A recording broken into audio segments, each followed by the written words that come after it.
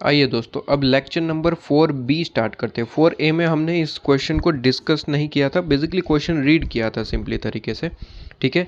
और इसका अब सॉल्यूशन करते हैं। वापस से एक बार के लिए क्वेश्चन का थोड़ा सा ओवरव्यू ले लेते हैं। कहते हैं कि आपको कहा गया था कि सर आपको working capital estimation statement prepare करना है। डोमेस्टिक एक्सपोर्ट का क्वेश्चन था। डोमेस्टिक एक्सपोर्ट का जब क्वेश्चन आता है तो मैंने कहा कि सर इस क्वेश्चन के अंदर एडमिनिस्ट्रेशन एक्सपेंस दिया होगा, उसके बारे में कुछ भी नहीं कहा होगा, लेकिन फिर भी ऑलवेज आप यही एज्यूम करेंगे कि एडमिनिस्ट्रेशन एक्सपेंस जो है वो किसका पार्ट है, कॉस्ट ऑफ प्रोडक्शन का। आपके आईसीएम मॉड्यूल में ऐसे दो ही क्वेश्चन हैं जहाँ पे एडमिनिस्ट्रेशन एक्सपेंस को कॉस्ट ऑफ प्रोडक्शन का पार्ट माना गया, बाकी सारे क्वेश्चन में इसे कॉस्ट ऑफ सेल का पार्ट माना गया, ठीक है। तो दो क्वेश्चन जहाँ पे एडमिनिस्ट्रेशन एक्सपेंस को कॉस्ट ऑफ प्रोडक्शन का पार्ट माना गया, वो दो क्वेश्चन एज इट इज़ आपको दिमाग में रखने हैं कि अगर क्वेश्चन में वही क्वेश्चन आ गया, एग्जाम में वही क्वेश्चन आ गया, तो ऑलवेज आपको कॉस्ट ऑफ प्रोडक्शन का पार्ट ही मानना है, क्योंकि उनका सॉल्यूशन भी इसी तरीके से आता है, ठीक है। तो ये कंपलसरी ध्यान में रखना पड़ेगा। वैसे एजम्पशन बेस्ड कोई भी क्वेश्चन सोल्व कर पाते हैं, लेकिन अभी क्या है कि अभी जो नॉर्मली लेटेस्ट टाइम में देखा जा रहा है कि जो पेपर चेकर है आपके, उनके पास ज़्यादा नॉलेज है नहीं, उनको जो आंसर शीट पकड़ाई गई है बस वो उसी तरीके से आंसर चेक करते हैं, ठीक है। तो हो सकता है कि वो थोड़ा सा गलत कर दें, तो हम पहले से ही प्रिपेयर होके चलते हैं कि अगर ये क्वेश्चन आए तो हमें यही करना है बस, ठीक है। तो कहता हूँ कि डोमेस्टिक और एक्सपोर्ट का क्वेश्चन आया तो हमें एडमिनिस्ट्रेशन एक्सपेंस को ऑलवेज कॉस्ट ऑफ प्रोडक्शन का पार्ट ही मानना है। बस क्वेश्चन में ज़रा एक बार नीचे ऊपर रीड कर लेना कि कहीं एक्स्ट्रा एक्सप्लेनेशन तो नहीं दी गई है कि एडमिनिस्ट्रेशन को क्या मानना है। कई बार ऐसा होता है कि यही सेम क्वेश्चन एग्जाम में पूछ लिया गया, लेकिन एकदम लास्ट में ब्रैकेट में दे दिया कि भाई एडमिन को आप जो है कॉस्ट ऑफ सेल का पार्ट मानना, तो फिर वही करना है। कुछ भी नहीं कहा गया, सेम टू सेम ऐसा ही क्वेश्चन आया, मतलब कि एडमिनिस्ट्रेशन के बारे में कुछ भी नहीं कहा गया, ऑलवेज क्या एज्यूम करेंगे, कॉस्ट ऑफ प्रोडक्शन का पार्ट है always.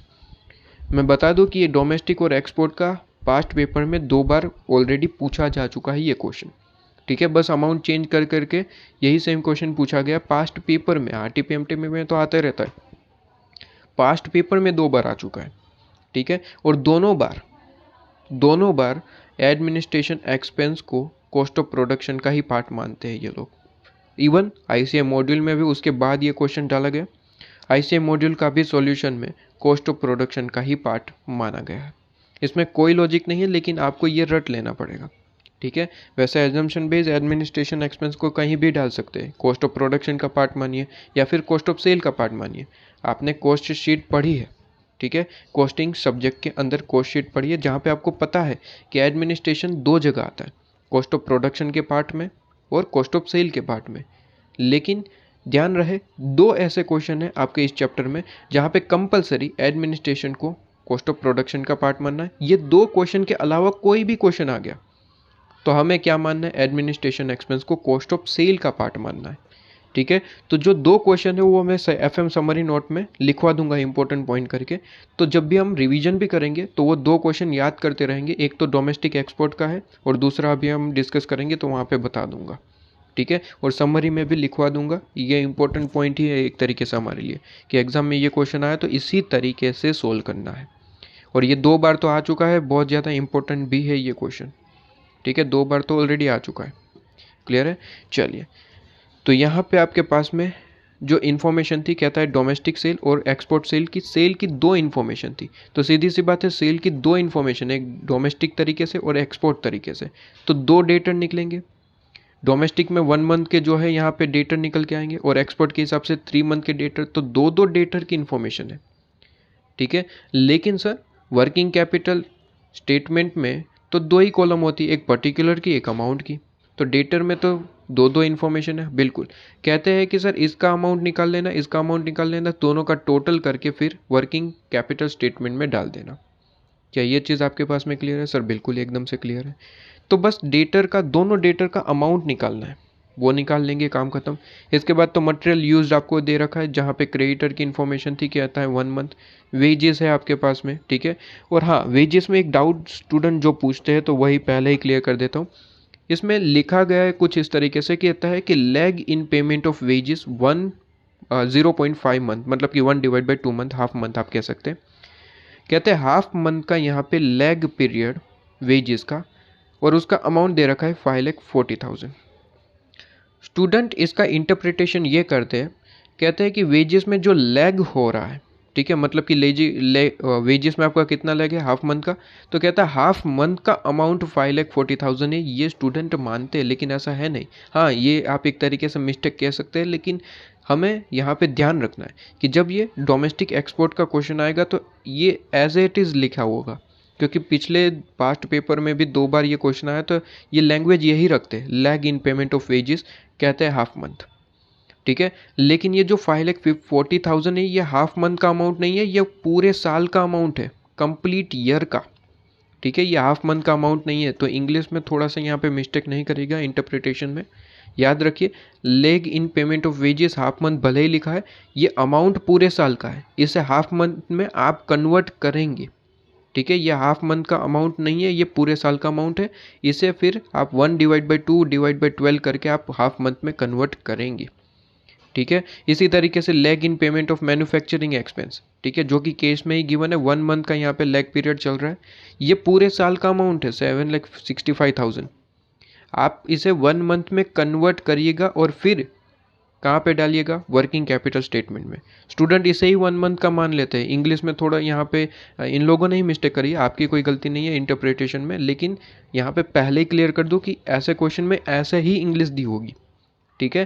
Question same to same पूछा जाता है और सेम टू सेम आएगा। आपको यहाँ पे ध्यान रखना है कि लेग इन आपके पास में पेमेंट ऑफ वेजेस लिखा है, मैन्युफैक्चरिंग एक्सपेंस लिखा है, और फिर मंथ दिया जाएगा, हाफ मंथ, 1 मंथ, लेकिन वो इस पीरियड का नहीं है, वो पूरे साल की इन्फॉर्मेशन है यहाँ पे, ठीक है। उसे कन्वर्ट आप खुद करेंगे, कन्वर्ट करेंगे आप, ठीक है। तो स्टूडेंट यहाँ पे गलती करते हैं, तो पहले ही कह देता हूँ कि ये पूरे साल का अमाउंट है, थोड़ा इंटरप्रिटेशन में ध्यान रखिएगा, ठीक है। पूरे साल का अमाउंट है, कन्वर्ट आपको करना है, ऑलरेडी कन्वर्ट करके नहीं दिया है, आपको करना है, ठीक है। जैसे कि हमने इलस्ट्रेशन नंबर 4 करा, 3 करा, वैसे ही कि इनटू मंथ डिवाइड बाय 12 करके आपको निकालना है। एडमिनिस्ट्रेशन का एक्सपेंस मैं ऑलरेडी बता चुका हूँ। इसके बाद सेलिंग एडवांस है, ठीक है, सेलिंग एक्सपेंस एडवांस में आपको दे रखा है, मतलब कि करंट असेट की तरह ट्रीट करेंगे, ठीक है, करंट असेट। इसके बाद इनकम टैक्स पेएबल, वैसे 4 मंथ इनकम टैक्स का वैसे कोई लेना देना होता नहीं है, वर्किंग कैपिटल स्टेटमेंट के साथ इनकम टैक्स का कोई लेना देना नहीं होता। लेकिन ऐसा है कि कोई एक तरीके का एक्सपेंस अगर हमारा बाकी है या फिर एडवांस में पे करते हैं, तब इसका रेलेवेंस बन जाता है। इनकम टैक्स का वैसे कोई लेना देना है नहीं, लेकिन दिक्कत तब आई कि वैसे 4 इंस्टॉलमेंट बन रहे थे, लेकिन इस साल तो 3 ही पे कर पाई, एक बाकी रह गया, तो एक तरीके से हमारी एक लाइबिलिटी बनी रही, एक लाइबिलिटी है, ठीक है, एक इंस्टॉलमेंट की लाइबिलिटी बनी, इसलिए हमें इसे कंसिडर करना पड़ेगा वर्किंग कैपिटल मैनेजमेंट स्टेटमेंट के अंदर।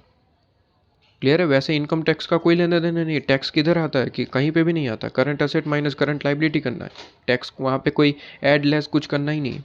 लेकिन ये जब पेएबल और एडवांस की बात आ जाती है, तो उसे लाइबिलिटी या फिर असेट की तरह ट्रीट करके उसे कंसिडर करना पड़ता है, ठीक है। तो हम इनकम टैक्स को कंसिडर नहीं कर रहे, बेसिकली हम इनकम टैक्स पेएबल को कंसिडर कर रहे हैं, कि जो हमारी एक तरीके से लाइबिलिटी बनी रही थी, इसे कंसिडर कर रहे हैं, ठीक है। तो ये चीज़ आपके पास में बनती है। इसके बाद प्रॉफिट आपको दे रखा है 20% है, और ध्यान से कहता है वर्किंग प्रोग्रेस और डेप्रिसिएशन को कम्प्लीटली इग्नोर करना है। एक तरीके से मैं कहूँ, सारी की सारी चीज़ें इन कैश ही दे रखी है, डेप्रिसिएशन कहीं है ही नहीं। तो आप एक तरीके से आप भी कह सकते हैं कि ये क्वेश्चन कैश कॉस्ट बेसिस पे है, कैश कॉस्ट बेसिस पे ये क्वेश्चन पूछा गया है, और सारी इन्फॉर्मेशन कैश में ही है, डेप्रिसिएशन कहीं ढूंढने की ज़रूरत नहीं है, क्योंकि इसने खुद कह रखा है डेप्रिसिएशन कहीं है ही नहीं। तो बिना डरे बिना घबराए क्वेश्चन सोल्व कर देंगे, बिना डरे बिना घबराए क्वेश्चन सोल्व कर देंगे, डेप्रिसिएशन कहीं है ही नहीं। तो डायरेक्ट सर सेल में से अगर ये 20% माइनस कर दे, तो क्या क्या हमें COGS मिल जाएगा? Answer is yes. इलस्ट्रेशन 4 में ऐसा नहीं हो पाया था, ठीक है, इलस्ट्रेशन 4 या फिर 3 कौन सा क्वेश्चन मैंने करवाया, वहाँ पे नहीं हो पाया था। क्यों? क्योंकि वहाँ पे मैंने ये कहा था कि सर ऐसा करने से आप इसमें से ये डायरेक्ट ग्रॉस प्रॉफिट माइनस करेंगे, ऐसा करने से उसमें डेप्रिसिएशन भी कंसीडर होगा, इसलिए ऐसा नहीं कर सकते थे, ऐसा मैंने कहा था। लेकिन सर यहाँ पे तो सारी चीज़ें केस में ही है, डेप्रिसिएशन है ही नहीं, इसने क्लियरली कहा है, तो फिर करिए, कोई दिक्कत नहीं है। डायरेक्टली अगर सेल में से ये माइनस कर देंगे ग्रॉस प्रॉफिट, तो COGS मिल जाएगा, कोई दिक्कत ही नहीं है। डेप्रिसिएशन है ही नहीं, तो फिर किसी बात की डर, ठीक है, चिंता कोई डर है ही नहीं आपके पास में, ठीक है सर। इसके बाद रॉ मटेरियल में कहता है 1 मंथ का पीरियड है, तो रॉ मटेरियल के लिए रॉ मटेरियल कंज्यूम मिलेंगे। रॉ मटेरियल कंज्यूम कितना है, ये रहा 6,75,000, इसका 1 मंथ में कन्वर्ट कर देना, काम खत्म। ठीक है। फिनिश गुड भी कहता है कि 1 मंथ का है, तो फिनिश गुड्स के लिए तो भाई COGS निकालना पड़ेगा, फिनिश गुड तो COGS पे निकलता है, तो COGS कैलकुलेट करना पड़ेगा। इसके बाद कहता है कि सर 2,50,000 हम मेंटेन करके चलना चाहते हैं, लेकिन दिक्कत वाली बात यह है कि सर 2,50,000 ऑलवेज हमारे मेंटेन होने चाहिए, मतलब कि कभी भी हमें 2,50,000 की ज़रूरत हो तो हमें तुरंत हमारे हाथ में होने चाहिए। कहते हैं कि सर बैंक फैसिलिटी हमारे पास में अवेलेबल है, जहाँ पे 75,000 जब कभी भी चाहिए। ओवरड्राफ्ट की लिमिट हमारे पास में, ओवरड्राफ्ट की लिमिट समझते हो ना, ओवरड्राफ्ट का मतलब होता है कि जब कभी भी 75,000 की, आज कल कभी भी ज़रूरत है, ओवरड्राफ्ट की लिमिट 75,000 है। इसका मतलब बैंक से आप कभी भी अमाउंट ले सकते हैं, कभी भी, अभी ज़रूरत है, कल ज़रूरत है, परसों ज़रूरत है, ले सकते हैं। तो एक तरीके से ये आपके पास में अमाउंट तो है, लेकिन ये बैंक अमाउंट है, कैश नहीं है। आपको ज़रूरत कितने हैं, 2,50,000 की। कहता है कि कभी भी ज़रूरत पड़ सकती है, हमें ये मेंटेन करके चलना है। तो आप मुझे बताइए कि 2,50,000 की ज़रूरत पड़ सकती है, कभी भी हमें मेंटेन करके चलना है इतना अमाउंट कि कभी भी ज़रूरत पड़ी तुरंत मिल जाना चाहिए। कहते हैं इसमें से 75,000 तो हमें बैंक से ही मिल सकता है कभी भी। तो आप मुझे बताइए कैश मेंटेन करने की कितनी ज़रूरत है। सीधी सी बात है सर, 2,50,000 माइनस 75,000, 2,50,000 माइनस 75,000, मतलब कि 1,75,000 का कैश मेंटेन करने की ज़रूरत है। सर 75,000 वो तो बैंक से मिल जाएगा, कभी भी, बैंक से कभी भी मिल सकता है। तो कैश कितना मेंटेन करना पड़ेगा, सिर्फ और सिर्फ 175,000। क्या बात क्लियर है। इंपॉर्टेंट बात यह है कि 75,000 ऐसे कैसे ही पड़े, हमने इसमें से कोई यूज़ नहीं करा है। देखिए लिखे not yet utilise by company. अच्छा, यहाँ पे और थोड़ा कॉम्प्लिकेटेड करने के लिए अगर क्वेश्चन में मैं कहूँ कि सर 25,000 तो ऑलरेडी यूज्ड है, 75,000 में 25,000 ऑलरेडी यूज़ हो चुका है, तो केस कितना मेंटेन करना पड़ेगा। तो ध्यान से, 75,000 में से 25,000 तो अब मिलना ही नहीं है, ये तो वो तो यूज़ कर चुके। मतलब कि ओवरड्राफ्ट लिमिट बची कितनी, 75,000 माइनस 25,000, मतलब कि ओवरड्राफ्ट लिमिट अब 75,000 की नहीं बची, कितनी बची है, 50,000 की। तो अब कैश कितना मेंटेन करना पड़ेगा, सीधी सी बात है 2,50,000 माइनस 50,000, मतलब कि 2 लाख का कैश मेंटेन करना पड़ेगा। कितना, 2 लाख का कैश। इन शॉर्ट क्या मैं ये कह सकता हूँ कि ओवरड्राफ्ट की अनयूटिलाइज जो आपके पास में अमाउंट है वो आपको टोटल में से माइनस कर देना है, रिमेनिंग जो अमाउंट है वो आपके कैश मेंटेनेंस के लिए बैलेंस अमाउंट है। ठीक है। अगर कुछ यूटिलाइज कर दिया है तो फिर वो तो कुछ कभी भी बैंक के पास मिलना नहीं है। ठीक है, जैसे कि मैंने 50,000 का एग्जांपल दिया वैसे ही होगा। ठीक है सर। कहते हैं मैनेजमेंट ऑल्सो, कहता है कि यहाँ पे मान के चलते ऑप्शन रख के चलते हैं कि हम 10% मार्जिन ऐड करके रहेंगे, सेफ्टी मार्जिन बेसिकली, तो वो तो लास्ट में ऐड कर देंगे। ठीक है। कहते हैं प्रिपेयर करिए स्टेटमेंट, वर्किंग कैपिटल स्टेटमेंट। ठीक है, कोई बड़ी बात नहीं है, वर्किंग कैपिटल स्टेटमेंट आप प्रिपेयर करेंगे। आइए प्रैक्टिकल क्वेश्चन नंबर 7। ठीक है, प्रैक्टिकल क्वेश्चन नंबर 7 को हम प्रिपेयर करते हैं। आइए, सिंपल है, कोई दिक्कत वाली बात नहीं है। वर्किंग कैपिटल स्टेटमेंट, ठीक है, estimated working capital statement heading देंगे सबसे पहले। चलिए,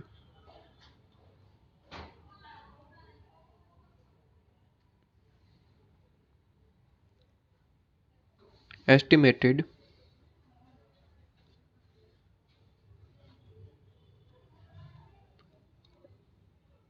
estimated working capital statement, working capital statement, working capital statement. ठीक है जी, लो जी, एस्टिमेटेड वर्किंग कैपिटल स्टेटमेंट। ठीक है, और हम प्रिपेयर कर देंगे। पर्टिकुलर है और आपके पास में अमाउंट है, पर्टिकुलर है, अमाउंट है, बस यहाँ पे लाइन ड्रॉ कर देते हैं और आपके पास में बात ख़त्म। ठीक है जी, चलिए ओके। तो यहाँ पे ये हमने लाइन ड्रॉ कर दी यहाँ पे अमाउंट के लिए। ठीक है,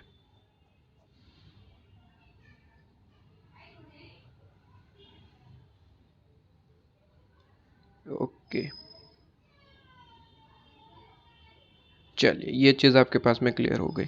अब सबसे पहले करंट असेट लिखेंगे, obviously yes sir, current asset. तो बताइए करंट असेट में क्या क्या चीज़ें हमें लिखनी है, क्या क्या असेट है। कहते हैं सर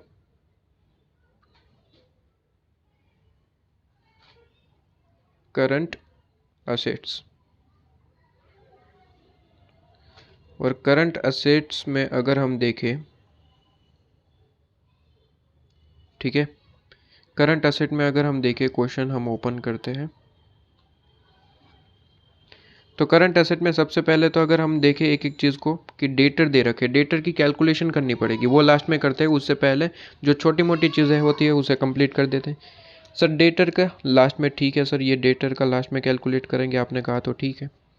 क्रेडिटर, क्रेडिटर तो करंट असेट नहीं सर, करंट लाइबिलिटी होता है, ठीक है। वेजेस, वेजेस सर लैग है, मतलब कि ये करंट लाइबिलिटी है। मैन्युफैक्चरिंग एक्सपेंस सर लैग है, करंट लाइबिलिटी है, okay sir. Administration expense lag है सर, करंट लाइबिलिटी में जाएगा, okay sir. Selling expense sir यहाँ पे एडवांस है, एडवांस है मतलब कि करंट असेट में आएगा। लेकिन सर पहले सेलिंग एक्सपेंस लिखना अच्छा नहीं लगता, फॉर्मेट पढ़ाया है ना सर आपने, कहते हैं पहले रॉ मटेरियल वगैरह कुछ चीज़ें लिखते हैं फिर लिख देंगे, ठीक है। तो सबसे पहले रॉ मटेरियल की इन्फॉर्मेशन लिख लेते हैं, ठीक है, रॉ मटेरियल। उसके बाद WIP लिख लेते हैं, ठीक है। उसके बाद WIP, उसके बाद फिनिश गुड्स, उसके बाद बचेगा वो लिख लेंगे सेलिंग एक्सपेंस वगैरह वगैरह चीज़ें, फिर कोई दिक्कत नहीं है, फिर कोई दिक्कत नहीं है। लेकिन स्टार्टिंग थोड़ा अच्छे से करें तो ज़्यादा अच्छा लगता है, बाकी ज़रूरी नहीं है सीक्वेंस, लेकिन रॉ मटेरियल से स्टार्ट करें, WIP फिनिश गुड्स ऐसा पहले दिखाई दे तो अच्छा लगता है कि हाँ प्रोफेशनली सॉल्व किया गया है, ठीक है। तो चलिए रॉ मटेरियल की वैसे इन्फॉर्मेशन क्वेश्चन 2 बार रीड कर चुके हैं हम, ठीक है, पिछले लेक्चर में और इस लेक्चर में। तो हमें एग्जैक्ट पता है कि रॉ मटेरियल है, फिनिश गुड्स है, WIP नहीं है, ठीक है। तो ये सारी चीज़ें हमें पता है क्योंकि क्वेश्चन हम रीड कर चुके हैं। तो चलिए रॉ मटेरियल जल्दी से कैलकुलेट कर लेते हैं। रॉ मटेरियल कितना है बताइए। कहता है सर रॉ मटेरियल 1 मंथ का है, और इवन फिनिश गुड भी 1 मंथ का ही मेंटेन करके चलना है, दोनों 1 मंथ। रॉ मटेरियल किस पे कैलकुलेट होता है सर, मटेरियल यूज, मतलब कि मटेरियल कंज्यूम। मटेरियल कंज्यूम कितना है, तो कहता है 6,75,000 रुपीज़, 6,75,000, ठीक है सर। इनटू क्या करना है सर, कितने मंथ है, 1/12 सर, 1/12, ठीक है सर, 1/12। इसमें तो सर कोई दिक्कत ही नहीं थी, 6,75,000 इंटू 1/12, इसमें तो सर कोई प्रॉब्लम नहीं है आपके पास में। तो ये आपके पास में 56,250 आ गया, 56,250। लो जी सर, ये चीज़ तो आपके पास में एकदम से क्लियर है, ओके सर, एकदम से आपके पास में ये चीज़ क्लियर है, ओके। इसके बाद सर वैसे तो वर्किंग प्रोग्रेस लिख देते हैं WIP, लेकिन वो तो है ही नहीं, क्लियरली बोला है कि इग्नोर करके चलना है, ठीक है। उसके बाद जनरली हम फिनिश गुड्स लिख देते हैं, तो फिनिश गुड्स की इन्फॉर्मेशन है भी वैसे तो लिख ही देते हैं, ठीक है, फिनिश गुड्स। अब सर फिनिश गुड्स में ऐसा है, फिनिश गुड्स में ऐसा है कि सर वो तो COGS पे कैलकुलेट होता है, फिनिश गुड्स जो है वो COGS पे कैलकुलेट होता है सर जी, और COGS डायरेक्टली गिवन नहीं है, उसके लिए वर्किंग नोट बनानी पड़ेगी, ठीक है सर। आ जाइए वर्किंग नोट बना लेते हैं, लेकिन उसके लिए थोड़ी सी जगह ज़्यादा छोड़नी पड़ेगी यहाँ पे। चलिए working working note, working note, ठीक है जी, वर्किंग नोट हम प्रिपेयर कर लेते हैं। वर्किंग नोट में क्या बनाएंगे, स्मॉल कॉस्ट शीट, ठीक है। तो सबसे पहले वर्किंग नोट कॉस्ट शीट के लिए, आइए कॉस्ट शीट,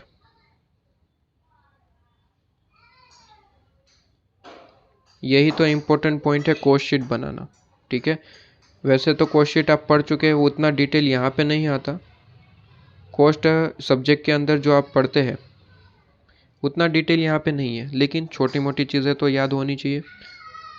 यहाँ पे अमाउंट लिख देंगे और रुपीज़।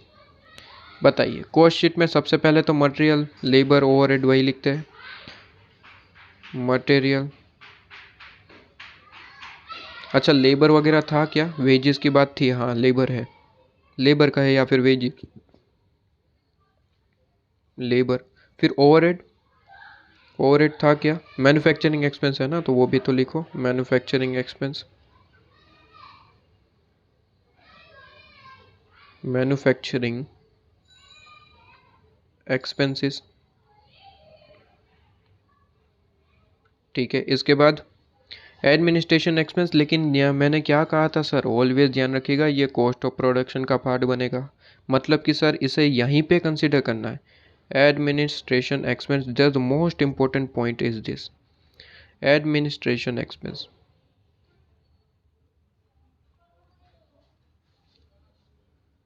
कॉस्ट ऑफ प्रोडक्शन का पार्ट बनाया गया, ठीक है।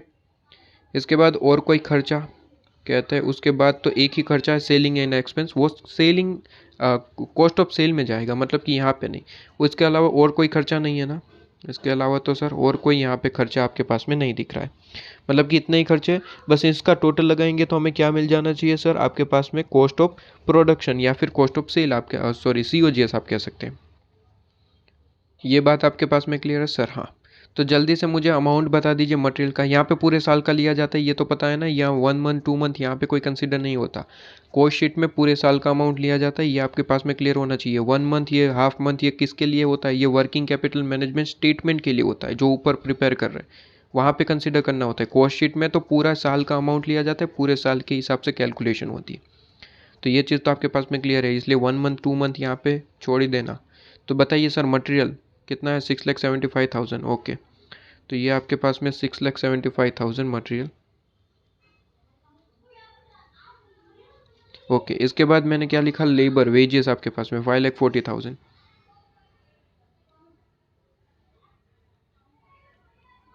ठीक है सर 5,40,000। इसके बाद मैन्युफैक्चरिंग एक्सपेंस कितना है सर, मैन्युफैक्चरिंग एक्सपेंस आपके पास में 7,65,000, ओके सर 7,65,000, ओके सर। इसके बाद हमारे पास में क्या लिखा है, एडमिनिस्ट्रेशन एक्सपेंस, जो कि कॉस्ट ऑफ प्रोडक्शन का ही पार्ट माना गया, ठीक है, इसलिए 1,80,000, 1,80,000।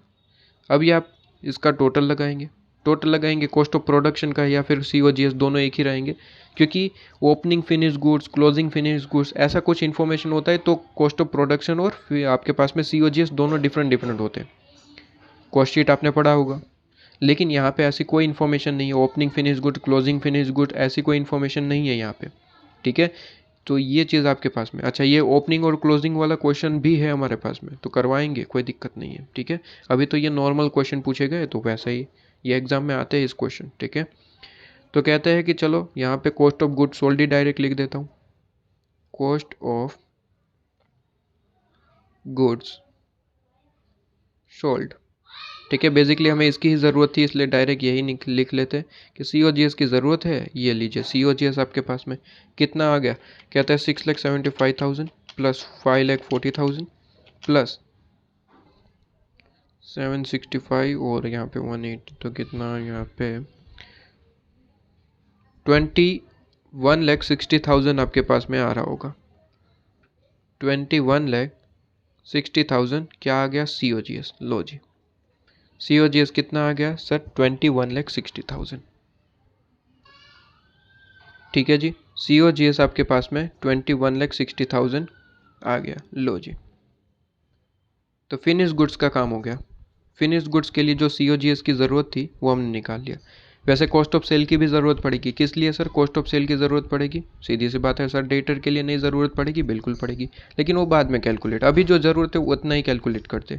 COGS 21,60,000 मिल चुका है, तो बस लिख लीजिए उस पर, कहता है ₹21,60,000 पे कितना मंथ का, कहता है रॉ मटेरियल और दोनों के लिए सेम ही था 1 मंथ, ठीक है, तो इंटू 1 डिवाइड बाई 12,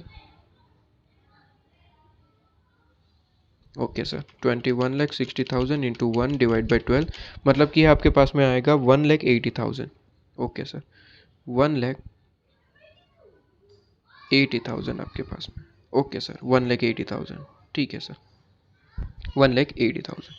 इसके बाद डेटर वैसे लिखते हैं, लेकिन डेटर में थोड़ी सी कैलकुलेशन है, तो मैं डेटर को लिख के डेटर और उसके लिए जगह छोड़ देता हूँ, ठीक है।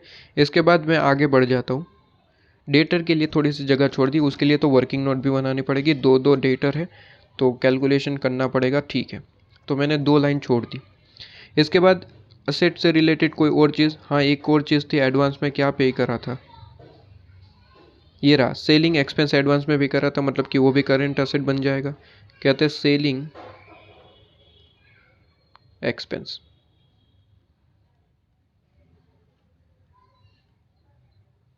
ठीक है। सेलिंग एक्सपेंसेस, सेलिंग एक्सपेंसेस किस पे कैलकुलेट होता है, सीधी सी बात है सर, ये जो 5 नाम थे ना, raw material, finish goods, WIP, debtor और क्रेडिटर, ठीक है, इसके अलावा कोई भी नाम है उसी के अमाउंट पे कैलकुलेट होता है। मतलब कि सेलिंग एक्सपेंस है तो उसका अमाउंट क्या है, उसी पे ही कैलकुलेट करके काम खत्म करो। तो कहता है कि सर कितना है, 1,12,500। और बताइए क्या एडवांस का किस तरीके से कहता है, क्वार्टरली इन एडवांस हम पे कर देते।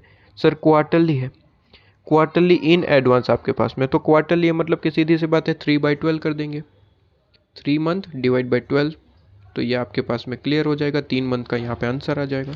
1,12,500 इंटू 3 डिवाइड बाई 12, क्वार्टरली है 3 डिवाइड बाई 12 ही तो करना पड़ेगा, ठीक है। तो आंसर आ जाएगा 28,125, ठीक है सर, 28,125। लो जी, इसके अलावा कोई असेट नहीं बची, ठीक है, इतना ही था। तो बस यहाँ पे जैसे ही इसका सबका टोटल करेंगे, करंट असेट का टोटल आ जाएगा। करंट असेट को ग्रॉस वर्किंग कैपिटल भी कह सकते हैं, ग्रॉस वर्किंग आपके पास में, सॉरी, ग्रॉस वर्किंग कैपिटल, ठीक है। ग्रॉस वर्किंग कैपिटल भी वर्ड यूज़ कर सकते हैं या फिर करंट असेट भी यूज़ कर सकते हैं, आपको जो मर्जी लगे उस तरीके से यूज़ करिए। मैं करंट असेट लिख देता हूँ, टोटल करंट असेट भी लिख सकते हैं, करंट असेट्स, ठीक है। करंट असेट आपके पास में यहाँ पे टोटल लिख देंगे। क्या ये चीज़ आपके पास में क्लियर है? टोटल लिख देंगे, लेकिन उससे पहले तो डेटर निकालना पड़ेगा, तभी तो टोटल लिख पाएंगे, ठीक है। तो डेटर सबसे पहले हमें यहाँ पे मेनली निकालना पड़ेगा, डेटर का अमाउंट, ठीक है, वो निकाल लेंगे। चलिए आगे बढ़ते हैं। करंट असेट की इन्फॉर्मेशन लिखना स्टार्ट करते हैं। करंट असेट, अब sorry current liability, current asset तो लिख लिया, करंट लाइबिलिटी, करंट लाइबिलिटीज़, ठीक है सर। करंट लाइबिलिटीज़ की इन्फॉर्मेशन लिखना स्टार्ट कर देते हैं, जैसा आपका है सर जी, ठीक है। आइए करंट लाइबिलिटीज़ की इन्फॉर्मेशन में अब यहाँ पे आगे बढ़ जाते हैं। चलिए, ये आपके पास में करंट लाइबिलिटीज़ हेडिंग दे दिया, आ जाइए करंट लाइबिलिटीज़ में। अब हम आगे बढ़ जाते हैं, यहाँ पे क्वेश्चन को सोल्व करना स्टार्ट कर देते हैं। चलिए, करंट लाइबिलिटीज़ में बताइए वापस से, पहले से डेटर की इन्फॉर्मेशन अभी बाकी रखी, वो तो करंट असेट में जाएगा। इसके बाद क्रेडिटर, हाँ क्रेडिटर लिखिए सर यहाँ पे जल्दी से, क्रेडिटर्स। सर क्रेडिटर्स किस पे कैलकुलेट होता है सर, मटेरियल परचेज पे, और यहाँ पे परचेज और कंज्यूम दोनों एक ही होता है। आपके पास में 6,75,000, 6,75,000 रुपीज़, 6,75,000, ठीक है। और कितने मंथ के है क्रेडिटर, कहता है 2 मंथ का, तो इंटू 2 डिवाइड बाई 12, ठीक है। और यहाँ पे हर जगह मंथ लिखना भूलना नहीं दोस्तों, मंथ, ठीक है, मंथ लिखना पड़ेगा। मैंने नहीं लिखा है, आप लिखेगा, ये पहले ही क्लियर कर देता हूँ, हर जगह मंथ लिखना पड़ेगा। ये 1 डिवाइड बाई 12 है, 1 डिवाइड बाई 12 है, मंथ लिखिएगा, ठीक है, ये मंथ सब जगह लिखिएगा, ये पहले क्लियर कर देता हूँ, वरना फिर कहेंगे कि सर ने बताया नहीं, मंथ लिखना ज़रूरी है, ठीक है। 1 डिवाइड बाई 12, इसके बाद मंथ ज़रूर लिख दीजिए हर जगह, क्लियर है, हर जगह मंथ लिखिए ज़रूरी, ओके। तो कहता है 6,75,000 इंटू 2 डिवाइड बाई 12, तो क्रेडिटर का अमाउंट आ जाएगा कितना, कहता है 1,12,500 क्रेडिटर का अमाउंट, ठीक है। तो 1,12,500, ठीक है, 1,12,500, ठीक है। लो जी, इसके बाद आगे बढ़ते हैं, इसके बाद आगे बढ़ते हैं, चलिए। ओके सर जी, लाइन यहाँ पे थोड़ा सा,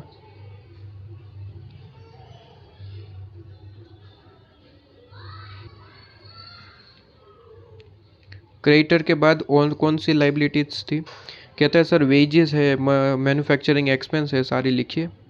कहते हैं वेजेस आपके पास में, ठीक है सर, वेजेस लिख देते हैं। कहते हैं sir wages, okay sir, wages, wages में क्या है सर, कहते हैं सर वेजेस टोटल अमाउंट है 5,40,000, हाफ मंथ के हिसाब से कैलकुलेट करना है, ठीक है सर। रुपीज़ 5,40,000 है अमाउंट पूरे साल का, हाफ मंथ मतलब कि 0.5 डिवाइड बाई 12 कर दूंगा, 0.5 डिवाइड बाई 12, और मंथ के हिसाब से लिखिएगा दोस्तों, मंथ लिखना ज़रूरी है, ठीक है। तो ये मंथ लिख दिया, ये आपके पास में ख़त्म। तो 5,40,000 इंटू 0.5 डिवाइड बाई 12, तो ये आप करेंगे तो आपके पास में 22,500 आंसर आ रहा होगा, ठीक है, 22,500, ठीक है जी। ये वेजेस का काम ख़त्म। इसके बाद आगे बढ़ते हैं, कहते हैं वेजेस के बाद मैन्युफैक्चरिंग एक्सपेंस, उसमें भी 1 मंथ का लैग चल रहा है। मैन्युफैक्चरिंग एक्सपेंस है, जनरली मैन्युफैक्चरिंग एक्सपेंस में डेप्रिसिएशन होता है, लेकिन क्वेश्चन ने खुद का है डेप्रिसिएशन जैसा है ही नहीं, और क्लियरली यहाँ पे केस लिख रखा है, ठीक है। तो कुछ घबराने वाली बात कहीं पे भी नहीं है। मैन्युफैक्चरिंग एक्सपेंस,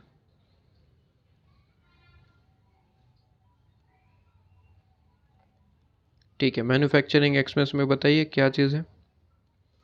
कहता है मैन्युफैक्चरिंग एक्सपेंस में ऐसा है कि सर टोटल अमाउंट है 7,65,000, 1 मंथ के हिसाब से कैलकुलेट करना है, ठीक है। तो 7,65,000 है into 1 divide by 12, okay sir. तो 7,65,000 इंटू 1 डिवाइड बाई 12, और मंथ्स लिखिएगा यहाँ पे, ठीक है। और यह आपके पास में आंसर आएगा 63,750, 63,750, ठीक है सर, 63,750, ओके। चलिए, इसके बाद कोई अदर लाइबिलिटीज़ आपको दिख रही हो। एडमिनिस्ट्रेशन एक्सपेंस लैग चल रहा है, ओबियसली यहीं पे आएगा एडमिनिस्ट्रेशन एक्सपेंस।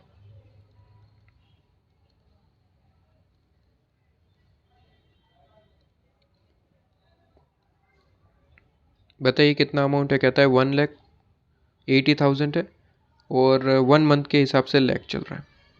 1,80,000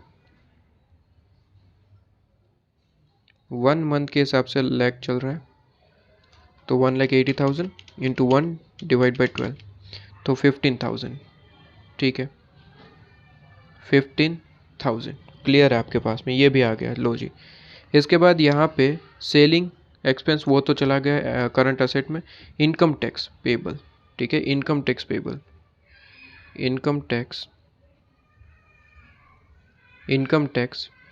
पेबल, ठीक है, इनकम टैक्स पेबल आपके पास में। इनकम टैक्स पेबल में क्या है, कहता है पूरे अमाउंट जो है 168,000 है। वैसे इसके 4 इंस्टॉलमेंट बनते, एक इंस्टॉलमेंट बाकी रह गया। 4 इंस्टॉलमेंट बनते, एक इंस्टॉलमेंट बाकी है। तो ये मंथ वाइज नहीं है, ये इंस्टॉलमेंट वाइज है, ठीक है। कि मतलब कि एक इंस्टॉलमेंट का कितना होगा अगर 4 इंस्टॉलमेंट बनते हैं तो। बात समझिएगा, यहाँ पे कैसे 12 मंथ होते हैं टोटल, तो डिवाइड बाई 12 करके इंटू 1 करते हैं। ये मंथ वाइज नहीं है, ये इंस्टॉलमेंट वाइज है। कहता है कि पूरे साल में 4 इंस्टॉलमेंट होते हैं, तो डिवाइड बाई 4 कर दिया। और फिर हमें कितना लैग चल रहा है, एक मंथ का, सॉरी एक इंस्टॉलमेंट का, तो इंटू 1 करा, तो 1,68,000 divide by 4 into 1, 1,68,000 divide by 4 into 1, तो ये आपके पास में 1 इंस्टॉलमेंट का प्राइस आ गया 42,000 जो लैग चल रहा है। बाकी के 3 तो ऑलरेडी हो चुके, एक ही लैग चल रहा था। तो ये 4 इंस्टॉलमेंट का टोटल अमाउंट था, तो एक का कितना। तो आप ऐसे भी कर सकते हैं कि 1,68,000 4 इंस्टॉलमेंट का है, तो एक का कितना, क्रॉस मल्टीप्लाई करते थे ना वो बचपन में, कि 1,68,000 इंटू 4, सॉरी यहाँ पे इंटू 1 डिवाइड बाई 4, वैसे भी कर सकते हैं। तो आप जैसा चाहे वैसे ही कैलकुलेशन करिए, कोई दिक्कत वाली बात नहीं है, कहीं पे भी कोई प्रॉब्लम नहीं है, ठीक है। इसके बाद कोई लाइबिलिटी बाकी नहीं है ना, नहीं, इसके बाद कोई लाइबिलिटी नहीं बाकी, बस 10% मार्जिन वो लास्ट में ऐड करना है, वो ठीक है। तो यहाँ पे जैसे इसका टोटल करेंगे, ये करंट लाइबिलिटी आ जाएगी, ठीक है। टोटल करंट लाइबिलिटी जिसे हम कह सकते हैं करंट लाइबिलिटी, ठीक है, टोटल करंट लाइबिलिटीज, ठीक है, total current liabilities, okay sir. Current liabilities में तो मेरे ख्याल से यहाँ पे कहीं पे भी कोई चीज़ नहीं मिसिंग है, तो इसका तो टोटल लगा सकते हैं आप। अगर इसका टोटल लगा है तो यहाँ पे आपके पास में आंसर आएगा यहाँ पे आपके पास में जो आंसर आएगा वो कितना आएगा, कहते हैं 2,55,750 आपका आंसर आएगा। ठीक है जी, 2,55,750 आपका क्या आएगा सर, ये टोटल लाइबिलिटी का अमाउंट आएगा। करंट असेट का जैसे ही टोटल मिल जाता है उसमें से करंट लाइबिलिटी माइनस कर देना, आपको नेट वर्किंग कैपिटल मिलेगा। नेट वर्किंग कैपिटल क्यों सर, इसलिए क्योंकि यहाँ पे 10% मार्जिन भी है, वो मैं बाद में एक्सप्लेन करता हूँ। ठीक है, 10% मार्जिन का वैसे तो करवा चुका हूँ एक क्वेश्चन, यहाँ पे कोई दिक्कत वाली बात नहीं लग रही है, लेकिन फिर भी चलिए वापस से एक्सप्लेन करूँगा। ठीक है, वापस से हम एक्सप्लेन करेंगे, ऐसी कोई चीज़ नहीं है यहाँ पे, दिक्कत भी नहीं है। ठीक है, चलिए आ जाइए। अब यहाँ पे जो चीज़ बाकी वो एक ही बाकी है ना, डेटर। ओके सर, डेटर ही एक चीज़ बाकी है और कोई चीज़ नहीं बाकी। ठीक है सर, अब मुझे बताइए कॉस्ट ऑफ गुड्स सोल्ड में से डेटर किस पे कैलकुलेट होता है, कॉस्ट ऑफ सेल पे। अब कॉस्ट ऑफ सेल पे डेटर कैलकुलेट होता है, ये चीज़ हमें पता है। ओके सर, अब कॉस्ट ऑफ गुड्स सोल्ड से कॉस्ट ऑफ सेल तक पहुंचना है तो मुझे क्या करना चाहिए, वैसे क्वेश्चन में देख के बताओ क्या करना चाहिए। सर सीधी सी बात है, जो सेलिंग से रिलेटेड एक्सपेंस है वो भी इसमें ऐड कर दो और काम खत्म। सेलिंग से रिलेटेड एक्सपेंस है वो ऐड कर दो, सेलिंग से रिलेटेड एक ही एक्सपेंस है सेलिंग एक्सपेंस, बस उसमें ऐड कर दो तो सर कॉस्ट ऑफ सेल मिल जाएगा। कौन सी बड़ी बात थी सर, कोई बड़ी बात नहीं थी। मटेरियल, लेबर, मैन्युफैक्चरिंग, एडमिनिस्ट्रेशन और ये आपके पास में यहाँ पे ऐड कर दूंगा सेलिंग एक्सपेंस, और मेरी बात यहाँ पे काम ख़त्म हो जाएगा। उसके बाद काम ख़त्म हो जाएगा, लेकिन उसके बाद एक इम्पोर्टेंट पॉइंट पढ़ाने वाला हूँ, वो इम्पोर्टेंट पॉइंट अब पढ़ेंगे। तो कहते हैं सेलिंग एक्सपेंस, सेलिंग एक्सपेंसेस। ठीक है सर, सेलिंग एक्सपेंसेस कितना अमाउंट है, कहता है सेलिंग एक्सपेंसेस का अमाउंट जो है 1,12,500 है। तो कहता है 1,12,500। ठीक है, 1,12,500 जैसे ही वो ऐड कर दूंगा मैं इसमें, मुझे क्या मिल जाएगा टोटल। यहाँ पे कॉस्ट ऑफ गुड्स सोल्ड कितना है, 21,60,000 COGS है, जिसमें ऐड कर दो 21,60,000 प्लस 1,12,500, तो ये आपके पास में आ जाएगा 22,72,500, 22,72,500। ठीक है सर, ये चीज़ आ गई। क्या कहेंगे इसे, cost of sale, cost of sale. ठीक है सर, ये आपने ढूंढ तो लिया, चलो ठीक है। एक यहाँ पे डाउट क्रिएट होगा जो हमें क्लियर करना है, वैसे ये आपने निकाल लिया ठीक है, लेकिन जो एक यहाँ पे मेन पॉइंट जो डाउट क्रिएट होने वाला है उसकी डिस्कशन अब करते हैं। अब मेन पॉइंट जो है इस क्वेश्चन में, इतना तो हम ऑलरेडी पढ़ चुके थे, इलस्ट्रेशन नंबर अगर 4 किया है अच्छे से तो ये तो क्वेश्चन होना ही था, इतनी चीज़ में तो कोई डाउट ही नहीं था, इतनी चीज़ तो हर एक स्टूडेंट कर सकता है। ठीक है, मुझे नहीं लगता इसमें कहीं पे भी एक भी ऐसा पॉइंट था जहाँ पे स्टूडेंट की गलती हो सकती है, कहीं पे भी गलती नहीं हो सकती, सारे के सारे पॉइंट ईजी थे। ठीक है, सारे के सारे पॉइंट ईजी थे, इसमें तो कोई दिक्कत ही नहीं थी। मेन पॉइंट अब है, कहते हैं कि चलो डेटर के लिए कॉस्ट ऑफ सेल चाहिए, अब यहाँ पे डेटर की कैलकुलेशन करेंगे। अब यहाँ पे दिक्कत वाली बात ये आएगी कि सर ये जो कॉस्ट ऑफ सेल है वो तो टोटल बेसिस पे, मतलब कि टोटल सेल पे। सर यहाँ पे अगर बात करें तो डेटर और ये डेटर, मतलब कि डोमेस्टिक का डेटर और एक्सपोर्ट का डेटर दोनों डिफरेंट डिफरेंट है। ऐसा क्यों सर, ऐसा इसलिए क्योंकि हम तो देखिए एक ही प्रोडक्ट बना रहे हैं। अगर एग्जांपल दूँ इस क्वेश्चन को, अगर मैं समझाऊँ तो देखिए हमारे पास एक प्रोडक्ट है, इस तरीके से हम इस तरीके की प्रोडक्ट बनाते हैं बहुत सारी, ये हमारी क्या है, एक प्रोडक्ट है, हम ऐसी प्रोडक्ट्स बनाते हैं। ठीक है, ऐसे हम बहुत सारी प्रोडक्ट्स बनाते हैं, इसे हम सेल करते हैं दो जगह। ठीक है, एक हम सेल करते हैं डोमेस्टिक में, डोमेस्टिक मतलब कि विद इन एरिया। ठीक है, डोमेस्टिक सेल करते हैं। एक हम बहुत दूर जाते हैं, मतलब कि एक्सपोर्ट, एक्सपोर्ट सेल भी करते हैं। ठीक है, एक्सपोर्ट सेल्स, एक्सपोर्ट सेल्स भी हम करते हैं। अब इंपॉर्टेंट पॉइंट समझिएगा, मेन पॉइंट कहते हैं कि सर एक ही प्रोडक्ट है, कोई दिक्कत नहीं है, डोमेस्टिक में सेल करिए एक्सपोर्ट में सेल करिए, कोई फ़र्क नहीं पड़ता। लेकिन फ़र्क तब पड़ेगा जब ये ब्रैकेट आप रीड करेंगे। मतलब कि कहता है कि सर डोमेस्टिक में तो कोई ब्रैकेट नहीं है, मतलब कि जितने भी की प्रोडक्ट है हम जितने में सोच रहे हैं उतने में सेल किया है। इंपॉर्टेंट यहाँ पे ये है कि जब आप एक्सपोर्ट सेल करते हैं, ठीक है, बाहरी देशों में जब आप सेल करते हैं तो कहते हैं कि नॉर्मल डोमेस्टिक प्राइस जितनी है उससे 10% कम प्राइस पे आप बेचते हैं, मतलब कि एक्सपोर्ट वालों को आप 10% डिस्काउंट दे रहे हैं। मतलब कि for example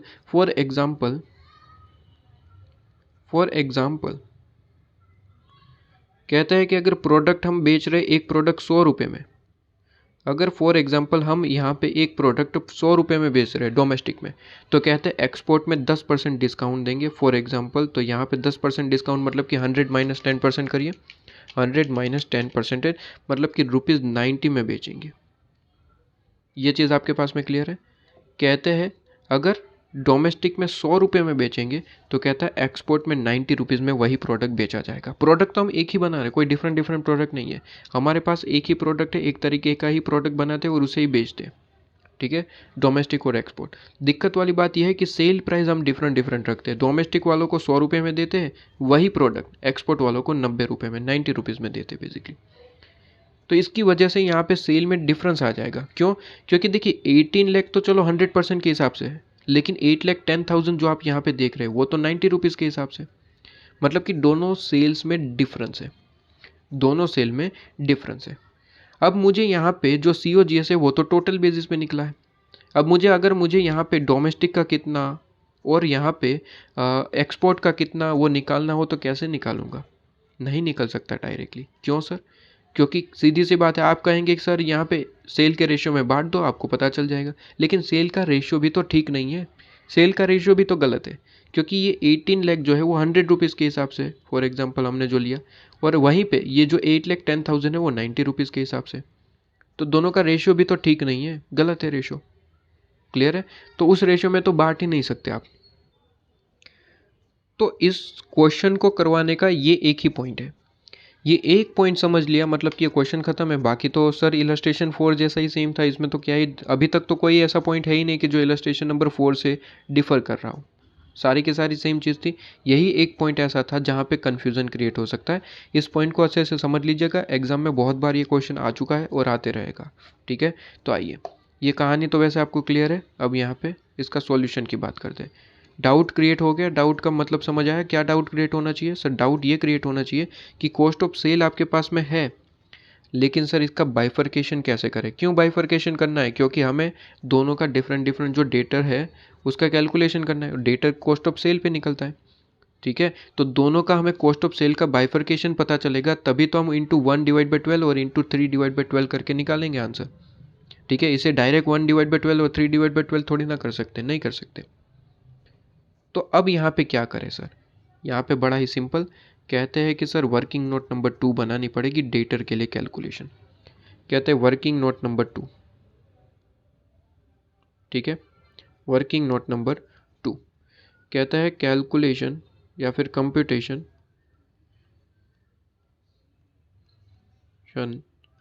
of amount of debtor, ठीक है। कैलकुलेशन डेटर के लिए कर लेते हैं। आइए, अब कहते हैं कि सर इसका बाइफर्केशन तो पॉसिबल नहीं लग रहा है, इसका बाइफर्केशन पॉसिबल नहीं लग रहा है कॉस्ट ऑफ सेल का, क्योंकि कॉस्ट ऑफ सेल में बहुत दिक्कत है। एक बार के लिए कोई स्टूडेंट ये भी कह सकता है कि सर चलो आपने एक बार के लिए कहा कि सर ये 100 में है, ये 90 में है, ठीक है। तो अगर मैं इसे 100 में कन्वर्ट कर दूं तो फिर तो बाइफर्केशन कर ही सकते हैं। मतलब कि अगर ये 90% है, 8,10,000 90% है, तो 100% कितना होगा सर? कहते हैं 8,10,000 डिवाइड बाई 90% मतलब कि 9 लाख। मतलब कि अब तो यहाँ पे 18 लाख और 9 लाख कर दे तो ये दोनों 100% हो गई। तो हम सर इसे 18 जैम 9 में बांट दें, मतलब कि 2 जैम 1 हो गया, 2 जैम 1 में बांट देते हैं ना, तो हो जाएगा। आंसर इज नो, नहीं होगा। इसका एक कारण है। कारण ये है कि सर जब बाइफर्केशन की बात होती है ना, जब बाइफर्केशन की बात होती है तब कॉस्ट ऑफ गुड्स सोल्ड जो आप देख रहे हैं, ये खर्चा, ये ऑलवेज बढ़ता है आपके पास में, ये ऑलवेज बढ़ता है एक्चुअल सेल पे। सॉरी, यहाँ पे आपके पास में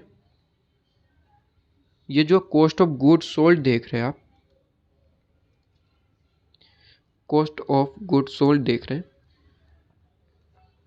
वो आपके पास में ऑलवेज बाइफरकेट होता है इन द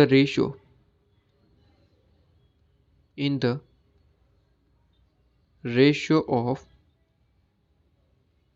एक्चुअल नहीं लिखूंगा, एक्चुअल का मतलब तो डायरेक्टली रियल सेल प्राइस, ठीक है, रियल सेल वैल्यू, ठीक है, रियल सेल वैल्यू मतलब कि आप डिस्काउंट यहाँ पे नहीं कंसिडर करते, यहाँ पे डिस्काउंट कंसिडर नहीं होता। बात समझिएगा, अच्छे से क्लियर होना चाहिए। अभी मैं समझाऊंगा तो और ज़्यादा क्लियर हो जाएगा। सबसे पहले तो ये चीज़ आप लिख लीजिए, क्लियर हो जाएगा। जबकि जो सेलिंग एक्सपेंस होता है वो कैलकुलेट होता है in the ratio of price sale to the customer, कि कस्टमर को कितने में सेल करा वो इम्पोर्टेंट है यहाँ पे। सेलिंग प्राइस एक तरीके से आप कह सकते हैं कि सर कमीशन, ठीक है। आपको पता ही होगा कि तरह तरह की कंपनी अपने कमीशन देती है, मतलब कि ब्रोकर रखती है और वो प्रोडक्ट जितने में बेच पाता है उस पर 10%, 5%, 2% कमीशन देती है। फॉर एग्जांपल हमारी प्रोडक्ट है 100 रुपये की, फॉर एग्जांपल कंपनी की एक प्रोडक्ट है 100 रुपये की, कंपनी अपने ब्रोकर्स रखती है, ठीक है, एजेंट आप कह सकते हैं। एजेंट रखा है और एजेंट को हमने कहा है कि वो प्रोडक्ट ये बेचेगा मार्केट में, ठीक है। 100 रुपये की तो हमारी कॉस्ट है, कंपनी ने कहा 100 रुपये पे जितने भी ज़्यादा बेचोगे, 100 रुपये से जितने भी ज़्यादा बेचोगे उस पर आपका 2% कमीशन रहेगा, ठीक है, 2% कमीशन रहेगा। अब एजेंट जो है 110 में बेचे, 120 में बेचे, 130 रुपये में बेचे, ये कमीशन उस पर डिपेंड करता है। मतलब कि sale to the customer amount पे ये परसेंटेज डिपेंड करता है। इसे हम सेलिंग एक्सपेंस भी आप कह सकते हैं कि एक तरीके का ये सेलिंग एक्सपेंस है, कंपनी के लिए सेलिंग एक्सपेंस है। मतलब कि जितना सेल अमाउंट होगा उस पर डिपेंड करता है। मतलब कि सर 110 में बेचा तो उस पर 2%, हाँ सर। 120 पे बेचा उस पर 2%, सर हाँ। 130 पे बेचा उस पर 2%। मतलब कि sir actual sale to the customer, जैसे कि यहाँ पे कहते हैं 18 लाख, हम यहाँ पे 100 रुपये पे प्रोडक्ट 100 रुपये में ही बेच रहे और बेच दिया, यहाँ पे 90 रुपीज़ में बेचा तो कमीशन इस पे ही मिलेगा 8,10,000 पे, ना कि पूरे 9 लाख पे। क्लियर है। तो कॉस्ट ऑफ सेल के लिए जो आप सेलिंग एक्सपेंस ऐड करते हैं, selling expense always calculated on sale price to the customer, customer इस पे कैलकुलेट होगा, इस रेशियो में आप बांटेंगे। जबकि एक दिक्कत वाली बात ये होती है कि कॉस्ट ऑफ गुड सोल्ड जो है ना, कॉस्ट ऑफ गुड सोल्ड जहाँ पे ये मटेरियल, लेबर, ओवरहेड आपके पास में आते हैं, कॉस्ट ऑफ गुड सोल्ड तो रेशियो कौन से बढ़ता है, जो कि रियल सेल अमाउंट है, कितने में बेचा वो ये नहीं देखता। जो रियल सेल अमाउंट है, रियल क्या होना चाहिए सर, 18 लाख और 9 लाख। 100 रुपीज़ की प्रोडक्ट 100 रुपीज़ में ही बेचना चाहिए था, मतलब कि ये तो चलो सही है, लेकिन ये आपके पास में 90% में नहीं, 100% में होना चाहिए, मतलब कि 9 लाख। तो 18 लाख और 9 लाख होना चाहिए था, उस रेशियो में बांटना चाहिए था, ठीक है। तो कहते हैं कि सर उसके लिए अगर कैलकुलेशन करें तो हम बाइफर्केशन हमें यहाँ पे करना पड़ेगा, क्योंकि दोनों का कैलकुलेशन डिफरेंट मानना है, ठीक है। कॉस्ट ऑफ गुड सोल्ड का भी डिफरेंट मानना है और आपके पास में जो सेलिंग प्राइस है उसका भी डिफरेंट मानना है। तो अगर हम यहाँ पे देखें तो सर बाइफर्केशन करना चाहे तो कहते हैं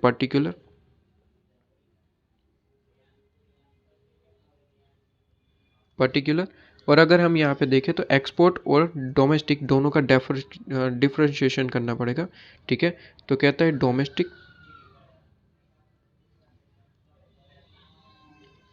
और एक्सपोर्ट, ठीक है। सबसे पहले कॉस्ट ऑफ गुड सोल्ड,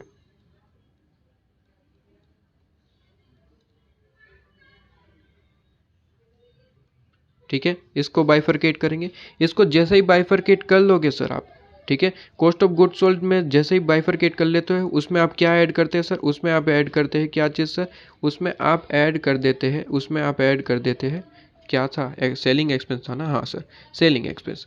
कहते हैं सेलिंग एक्सपेंस ऐड कर देंगे,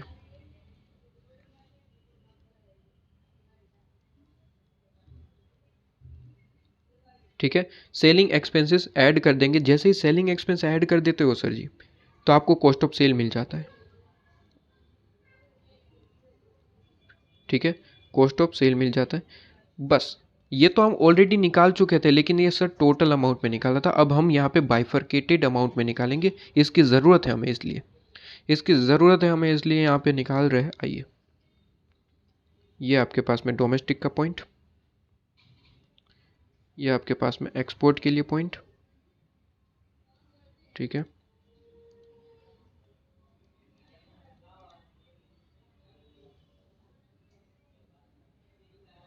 चलिए, तो डोमेस्टिक और एक्सपोर्ट बताइए। कॉस्ट ऑफ गुड्स सोल्ड कितना है sir? Cost of goods sold total 21,60,000 है। 21,60,000 है सर, 21,60,000 है। लेकिन 21,60,000 इन रेशियो किस में होगा सर? एक्चुअल सेल के हिसाब से। तो यहाँ पे लिख लेंगे सर, कहता है कॉस्ट ऑफ गुड्स सोल्ड। यहाँ पे एक तरीके से लिखते हैं इस तरीके से कि सर सेल प्राइस एट 100%, ठीक है, 100% अमाउंट। अगर 100% अमाउंट पे ही सारी चीज़ें बेची जाती तो कितने में होता? तो सर कहते हैं कि सर डोमेस्टिक तो उतने में ही होता, क्योंकि उस पर तो 100% की चीज़ें हम 100% में ही बेच रहे हैं। मतलब कि 100 रुपीज़ की चीज़ 100 रुपीज़ में ही बेची जा रही है, मतलब कि रुपीज़ 18 लाख। दिक्कत वाली बात यह है कि सर जब बात करें एक्सपोर्ट की, तो एक्सपोर्ट तो 90 रुपीज़ में बेच रहा है, तो हमें इसे कन्वर्ट करना पड़ेगा। और उसे कन्वर्ट करेंगे तो आपको पता चलेगा 100% अमाउंट 9 लाख रुपीज़ है। 100% अमाउंट 9 लाख रुपीज़ है। 9 लाख कैसे आया सर जी? 9 लाख आया आपके पास में 8,10,000, जो कि 90% पार्ट है, मतलब कि डिवाइड बाय अगर 90% करूँ तो 100% मिल जाएगा। मतलब कि डिवाइड बाय 90% करूँ तो मुझे 100% मिल जाएगा। सर बिल्कुल एकदम से क्लियर है। मतलब कि 8,10,000 डिवाइड बाई 90% मतलब कि 9 लाख। ये आपके पास में जिसे हम कहते हैं रियल सेल, ये रियल सेल अमाउंट आ गया, ठीक है। That's a real sale amount, ठीक है। इसका मतलब ये आपके पास में रेशियो क्या बना सर? 2:1, 18:9 मतलब कि 2:1 रेशियो, 2:1 रेशियो, 2:1 रेशियो आपके पास में। COGS इस रेशियो को मानता है, COGS रेशियो 2:1 को मानता है, ठीक है। 2:1 को COGS अपना रेशियो मानता है। जबकि सेलिंग प्राइस ऐसा नहीं है, सेलिंग एक्सपेंस जो कि एजेंट को दिए जाने वाला कमीशन, जिसे हम एग्जांपल ले सकते हैं कि एक तरीके का एग्जांपल आप ये ले सकते हैं कि सेलिंग एक्सपेंस मतलब कि एजेंट को दिए जाने वाला कमीशन, वो सेलिंग एक्सपेंस ऑलवेज सेल जो बेचा जा रहा है, मतलब कि अमाउंट टू द कस्टमर पे डिपेंड करता है। Amount to the customer, selling expense total कितना है? टोटल तो हमने निकाला है ना, कहता है 1,12,500, वैसे क्वेश्चन में गिवन है 1,12,500, 1,12,500 इन कौन से रेशियो में बटेगा सर? कौन से रेशियो में बटेगा? In the ratio of 18 lakh जम 8,10,000, 18 लाख जम 8,10,000। क्या ये बात क्लियर है? अगर मैं इसे यहाँ पे 18 लाख और 8,10,000 मतलब कि 1 जम 18 लाख जम अब मतलब कि 1 जम 2.22, 1 जम 2.22 जम आपके पास में 1 लाख 2.22 जम 1, यही रेशियो बनेगा भाई। 18 लाख जम 8,10,000 को शॉर्ट में करें तो 2.22 ये बार है, मतलब कि 2.222 इस तरीके से, ठीक है। और जम 1, क्लियर है, इस रेशियो में बांट देना है। तो जल्दी से रेशियो में बांट दो और आपके पास में क्वेश्चन ही खत्म हो जाएगा, करके।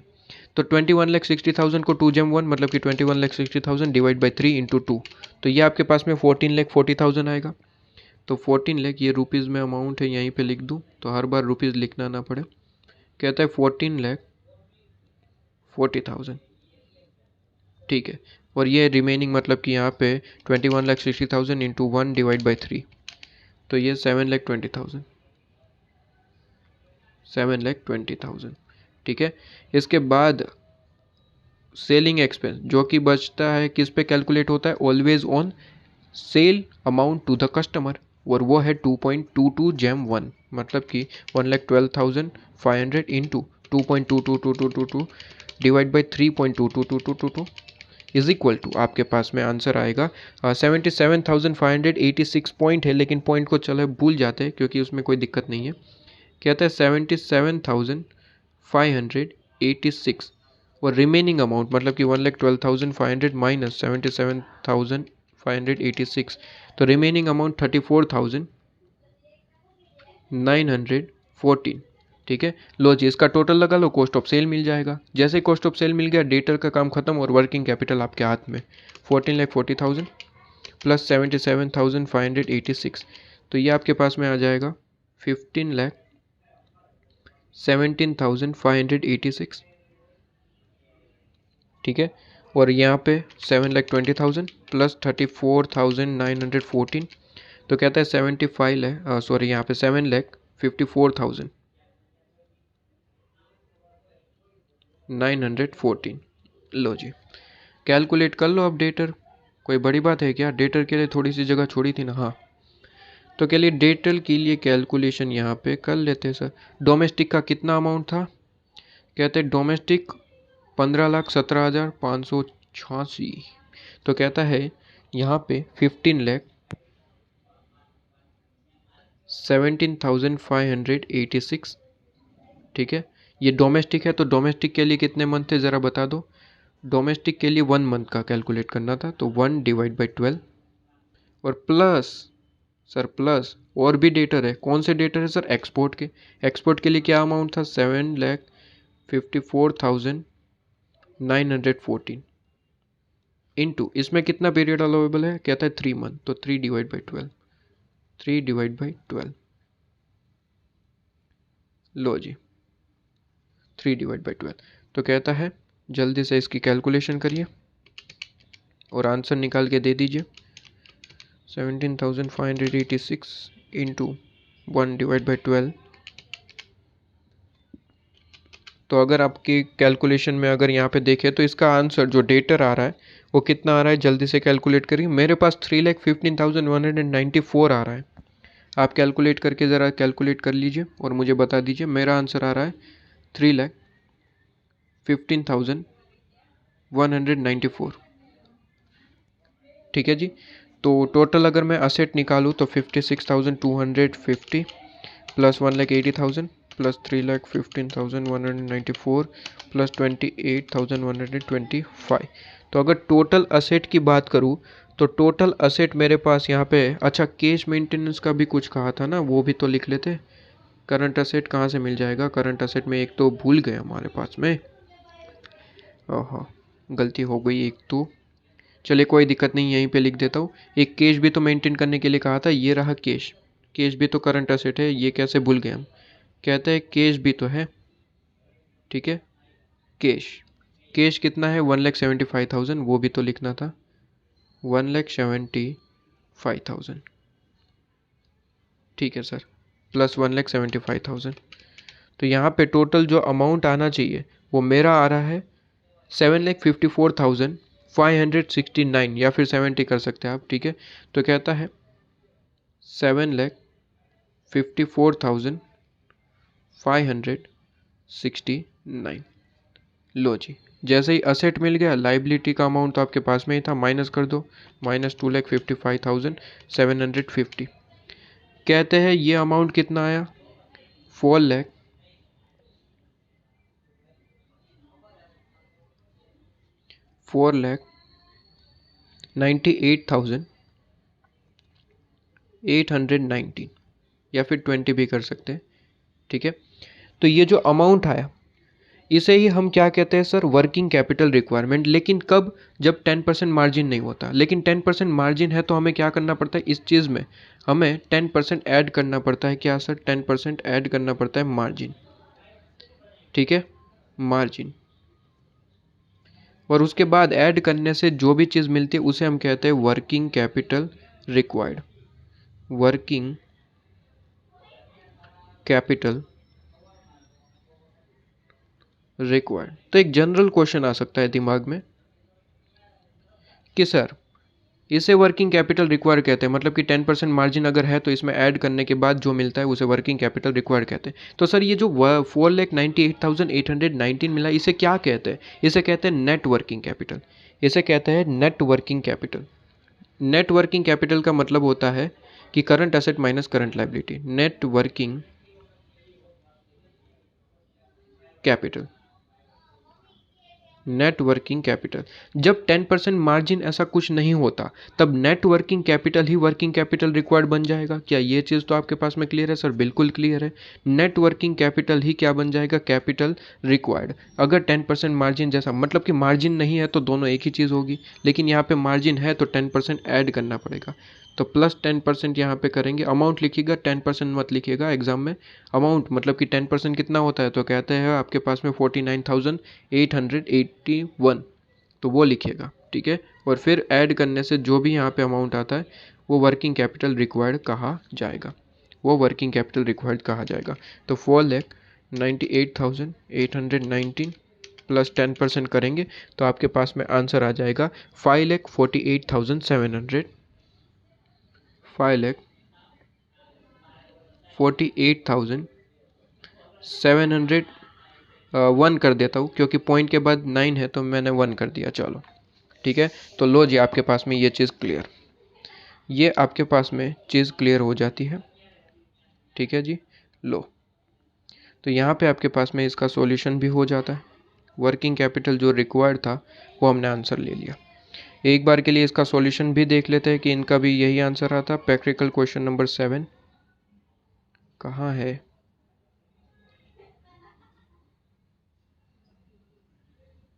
प्रैक्टिकल क्वेश्चन नंबर 7 ये रहा। प्रैक्टिकल क्वेश्चन नंबर 7 ये रहा आपके पास में, देख लीजिए। 5,48,702 ये रहा। 1 आया है, मतलब कि 1-2 रुपये का तो फ़र्क होगा, कहीं पे पॉइंट में इन लोगों ने आगे पीछे लिया होगा, ठीक है। तो उतना तो चलता है, कोई दिक्कत नहीं, उसमें कोई गलत नहीं है, ठीक है। 5-10 रुपये का फ़र्क चलता है। चलिए, तो ये चीज़ आपके पास में क्लियर है। तो यहाँ पे ये सॉल्यूशन आपके पास में एकदम से क्लियर होना चाहिए।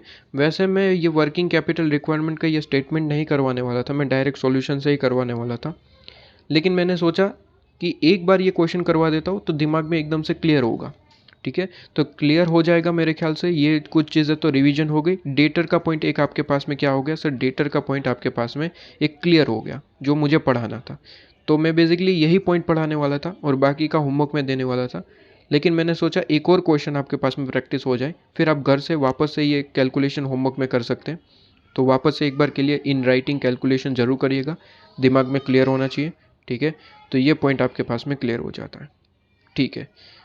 और यहाँ पे जो वर्किंग नोट में यहाँ पे एक और पॉइंट लिखेंगे ना, वो जो एडमिनिस्ट्रेशन को हमने क्या माना है? As a part of cost of production, वो वर्किंग नोट में कंपलसरी लिखना पड़ेगा। आईसीए मॉड्यूल में लिखा है नहीं लिखा है कोई फ़र्क नहीं पड़ता, हमें लिखना है, ठीक है। तो कहता है administration expense,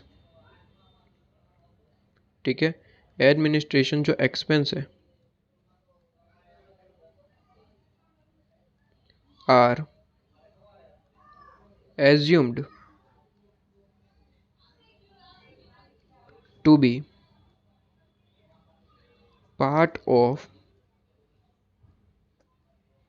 cost of production, cost of production. और यही ऑलवेज एज्यूम करना है, ध्यान रखिएगा, ठीक है। ऑलवेज ऑलवेज यही एज्यूम करना है, वो लिख के भी आना है, ठीक है। ऑलवेज यही एज्यूम करना है, कॉस्ट ऑफ प्रोडक्शन का पार्ट है। मतलब कि आपको यहाँ पे देखिए दोनों में फ़र्क क्या होता है वो भी देख लीजिए। जिन स्टूडेंट को कोस्ट शीट अच्छे से नहीं आता वो अच्छे से देख ले, वैसे कोस्ट शीट पढ़ना ज़रूरी है, नहीं पढ़ेंगे तो समझ नहीं आएगा। लेकिन फ़र्क क्या पड़ेगा? फ़र्क ये पड़ेगा कि जो आपको यहाँ पे administration expense cost of production का पार्ट बता रहा है, अगर आप इसे कॉस्ट ऑफ सेल का पार्ट मानेंगे तो ये यहाँ पे चला जाएगा, यहाँ पे, तो पूरा आंसर डिफरेंट आ जाएगा। आप समझिए, एडमिनिस्ट्रेशन एक्सपेंस 1,80,000 अगर यहाँ पे चला गया तो COGS का अमाउंट बदल जाएगा, कॉस्ट ऑफ सेल का भी अमाउंट बदल जाएगा, समझ रहे हो? तो ये पॉइंट है आपके पास में। चलो, कॉस्ट ऑफ सेल का तो अमाउंट नहीं बचता, लेकिन आपके पास में कॉस्ट ऑफ गुड्स सोल्ड का अमाउंट बदल जाएगा, और वो बदलेगा तो मतलब कि डेटर में पूरे का पूरा अमाउंट बदल जाएगा, ठीक है। ये एजम्पशन बेस्ड चलता है, एडमिनिस्ट्रेशन एक्सपेंस में ऑलवेज एजम्पशन बेस्ड ही चलना पड़ता है। लेकिन ICM मॉड्यूल के हिसाब से ही हमें एजम्पशन लेनी पड़ेगी। 2 ही ऐसे क्वेश्चन ICM मॉड्यूल में, ओनली एंड ओनली 2 ऐसे क्वेश्चन है जहाँ पे एडमिनिस्ट्रेशन एक्सपेंस को कॉस्ट ऑफ प्रोडक्शन का पार्ट मानना है। उसके अलावा कोई भी क्वेश्चन एग्जाम में आ जाता है उसे आपको क्या मानना है, as a part of cost of sale, cost of sale. ठीक है, तो ये पहला क्वेश्चन था जहाँ पे आपको एडमिनिस्ट्रेशन एक्सपेंस को कॉस्ट ऑफ प्रोडक्शन का पार्ट मानना है। दूसरा भी अभी दिखाऊंगा, उसके बाद FM समरी में वो नोट्स लिख लेंगे कि अगर ये 2 क्वेश्चन है तो कॉस्ट ऑफ प्रोडक्शन का पार्ट मानना है, नोट लिख के आना है। अगर इसके अलावा कोई भी क्वेश्चन आ गया तो कॉस्ट ऑफ सेल का पार्ट मानना है। ठीक है, जैसे कि इलस्ट्रेशन नंबर 3 किया था हमने। क्लियर है आपके पास में? इलस्ट्रेशन 3 या फिर 4 कौन सा किया था वो आप देख लीजिएगा। ठीक है, इलस्ट्रेशन नंबर 4 में एडमिनिस्ट्रेशन एक्सपेंस था क्या? हाँ, इलस्ट्रेशन नंबर 4 में था। हाँ, वहाँ पे देखिए कॉस्ट ऑफ सेल का पार्ट माना था। क्यों? क्योंकि वो 2 क्वेश्चन से कोई भी अलावा कोई भी क्वेश्चन आ गया उसे क्या मानना है, कॉस्ट ऑफ सेल का पार्ट। Illustration number 4। ठीक है सर, ये चीज़ आपके पास में एकदम से क्लियर है। ठीक है, इसके बाद आप यहाँ पे, ये तो क्वेश्चन हो गया प्रैक्टिकल क्वेश्चन नंबर 4। इसके बाद 7, सॉरी, प्रैक्टिकल क्वेश्चन नंबर 7 था। इसके बाद एक नोट लिखनी है, FM समरी ओपन करेंगे, important note. FM summary open करेंगे, वेरी इंपॉर्टेंट नोट आपके पास में। इंपॉर्टेंट नोट में सबसे पहला पॉइंट आप लिखेंगे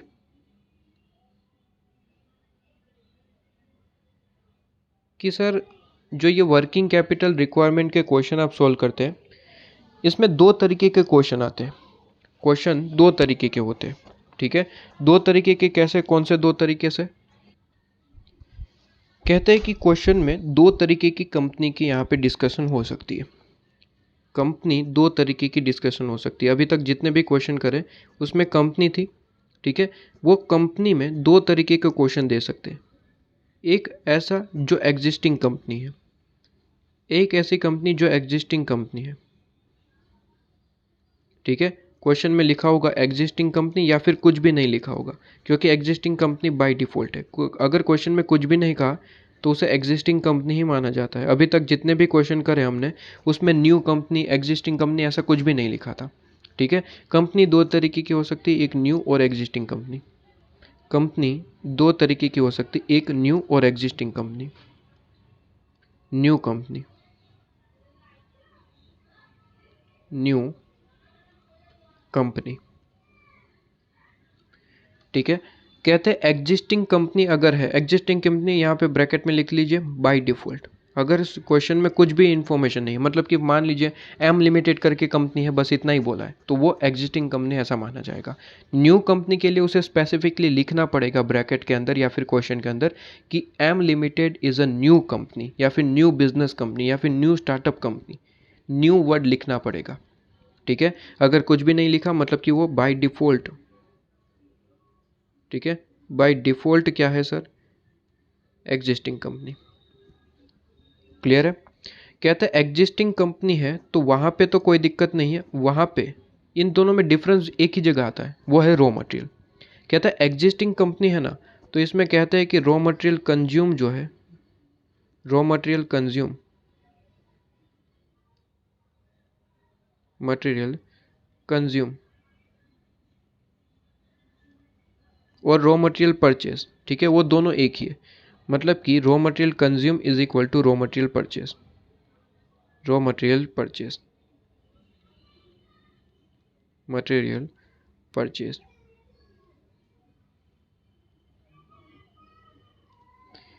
raw material consume is equal to raw material purchase. Sir इन दोनों का डिफरेंस क्या है, पहले तो ये बताइए इन दोनों का इंपॉर्टेंस क्या है। तो याद करिए सर, रॉ मटेरियल कंज्यूम जो है वो किसके लिए हेल्पफुल होता है। फॉर एग्जांपल मैंने क्वेश्चन में दे दिया रॉ मटेरियल कंज्यूम है 50,000, तो ये 50,000 की है, ये अहमियत क्या है, इंपॉर्टेंस क्या है, क्या निकालने के लिए ये हेल्पफुल होगा। सर रॉ मटेरियल निकालने के लिए हेल्पफुल होगा। सर क्वेश्चन अगर एक आध दो यहाँ पे साइड में ले, अभी तक हमने जो भी सॉल्व किए उसमें से एक क्वेश्चन यहाँ पे ले लेते हैं। ठीक है, एक क्वेश्चन यहाँ पे अगर ओपन करें हम, इलस्ट्रेशन 4 ही ओपन करते हैं। चलिए, इलस्ट्रेशन नंबर 4 कहता है अगर रॉ मटेरियल कंज्यूम मैं दे रहा हूँ तो रॉ मटेरियल कंज्यूम किसके लिए होता है? रॉ मटेरियल के लिए होता है। जो रॉ मटेरियल आपको कहा जाता है ना कि 1 मंथ का स्टॉक रॉ मटेरियल में रखना है, तो ये रॉ मटेरियल कंज्यूम होता है रॉ मटेरियल के लिए। लेकिन अगर एग्जिस्टिंग कंपनी है तो मैंने कहा रॉ मटेरियल कंज्यूम और रॉ मटेरियल परचेज दोनों एक ही होता है। इसलिए याद रहे कि जब एग्जिस्टिंग कंपनी या फिर कुछ भी नहीं कहा गया, इसका मतलब है कि रॉ मटेरियल कंज्यूम ही रॉ मटेरियल परचेज है। इसलिए मैं कहता था ना कि क्रेडिटर भी इसी पे ही कैलकुलेट होगा, रॉ मटेरियल भी इसी पे ही कैलकुलेट होगा। क्रेडिटर भी मटेरियल कंज्यूम पे ही कैलकुलेट होगा, रॉ मटेरियल भी मटेरियल कंज्यूम पे ही कैलकुलेट होगा। याद करिए, यहाँ पे रॉ मटेरियल निकालने के लिए हमने क्या किया था? 9 लाख इंटू 1/12। क्रेडिटर निकालने के लिए हमने क्या किया था सर? 9 लाख इंटू 2/12। और वहाँ पे मैंने क्या कहा था कि सर दोनों ही इस पे ही निकलेंगे, मटेरियल कंज्यूम। इसका एक्सप्लेनेशन देने की बारी अब आ चुकी है। कहते हैं कि एग्जिस्टिंग कंपनी है तो दोनों एक ही होंगे, मतलब कि मटेरियल कंज्यूम का है या फिर मटेरियल परचेज का है, दोनों एक ही चीज़ है। मतलब कि यही मटेरियल कंज्यूम है, यही मटेरियल परचेज है। वैसे क्रेडिटर मटेरियल परचेज पे निकलता है और रॉ मटेरियल कंज्यूम पे निकलता है, लेकिन एग्जिस्टिंग कंपनी या फिर कुछ भी नहीं कहा, मतलब कि बाय डिफ़ॉल्ट यही कंपनी होती है, तो उन कंपनी में ऑलवेज दोनों एक ही चीज़ होती है। इसलिए क्रेडिटर भी इस पे ही निकल रहा है और रॉ मटेरियल भी इस पे ही निकल रहा है। ऐसा क्यों होता है? इसका कारण एक होता है। एक कारण ये होता है, एक ही कारण होता है बेसिकली, क्योंकि एग्जिस्टिंग कंपनी है तो यहाँ पे क्या होता है? ओपनिंग स्टॉक और क्लोजिंग स्टॉक। ओपनिंग स्टॉक और क्लोजिंग स्टॉक, ये 2 पॉइंट, ओपनिंग स्टॉक और सर क्लोजिंग स्टॉक, ये जो 2 पॉइंट आप देख रहे हैं, ओपनिंग स्टॉक और क्लोजिंग स्टॉक, ये जो 2 पॉइंट आप देख रहे हैं, इसका कारण ये है। कहते हैं कि जब आपके पास में ये दोनों है तब तो कोई दिक्कत ही नहीं है। आप समझिए इसका मतलब क्या निकल के आया, अब मैं समझाता हूँ। मैं कहता हूँ आप एग्जिस्टिंग कंपनी है। एग्जिस्टिंग कंपनी क्या होता है? नॉर्मली एग्जिस्टिंग कंपनी में क्या होता है? ओपनिंग स्टॉक होता है। अगर आपकी कंपनी सालों साल चलती आ रही है तो ऑब्वियसली आपके पास में ओपनिंग स्टॉक क्लोजिंग स्टॉक हो रहा होगा। बिल्कुल सर। लेकिन अगर न्यू कंपनी है तो ओपनिंग स्टॉक कहाँ से आएगा क्या? नहीं सर। कंपनी अभी स्टार्ट करी है तो ओपनिंग स्टॉक कहाँ से आएगा? नहीं आएगा ना सर। बिल्कुल। मतलब कि सर एग्जिस्टिंग कंपनी है तो ओपनिंग स्टॉक होगा सर, बिल्कुल होगा। लेकिन सर अगर न्यू कंपनी अभी अभी स्टार्ट किया है तो ओपनिंग स्टॉक होगा क्या? Answer is no sir. Opening stock कहाँ से होगा? पिछले साल कंपनी थी ही नहीं तो उसका क्लोजिंग स्टॉक होगा ही नहीं, और अगर क्लोजिंग स्टॉक होगा ही नहीं तो वो ओपनिंग स्टॉक कैसे बनेगा? तो एग्जिस्टिंग कंपनी मतलब कि ओपनिंग स्टॉक है, क्लोजिंग स्टॉक भी है। लेकिन sir new company opening stock नहीं है। हाँ, क्लोजिंग स्टॉक हो सकता है, क्लोजिंग स्टॉक हो सकता है, लेकिन ओपनिंग स्टॉक नहीं हो सकता। ठीक है जी। तो मैं कह रहा हूँ कि सर मटेरियल पूरे साल में हमने कंज्यूम करा। फॉर एग्जांपल मैं आपको एग्जांपल देता हूँ कि हमने पूरे साल में मटेरियल कंज्यूम करा 1000 यूनिट। 1000 यूनिट हमने मटेरियल कंज्यूम करा। क्लोजिंग स्टॉक में अभी भी हमने 200 यूनिट्स पड़े हुए। ठीक है, 200 यूनिट्स पड़े हुए। बड़े ध्यान से देखिएगा। ठीक है। अब रेगुलर कंपनी और हमारे सिलेबस के हिसाब से कंपनी, अगर आप जो देखें एग्जिस्टिंग कंपनी का मतलब हमारे सिलेबस के हिसाब से एग्जिस्टिंग कंपनी का मतलब है सर ओपनिंग स्टॉक और क्लोजिंग स्टॉक दोनों एक ही रहेंगे। मतलब कि क्लोजिंग स्टॉक 200 यूनिट है तो ओपनिंग स्टॉक भी 200 यूनिट ही होंगे। अगर डिफरेंट है तो वो क्वेश्चन बताएगा, डिफरेंट है तो क्वेश्चन बताएगा। ऐसा एक क्वेश्चन है, प्रैक्टिकल क्वेश्चन में करेंगे। लेकिन sir opening stock closing stock की कोई इन्फॉर्मेशन नहीं है। ठीक है, जैसे कि ये इलस्ट्रेशन नंबर 4 रहा।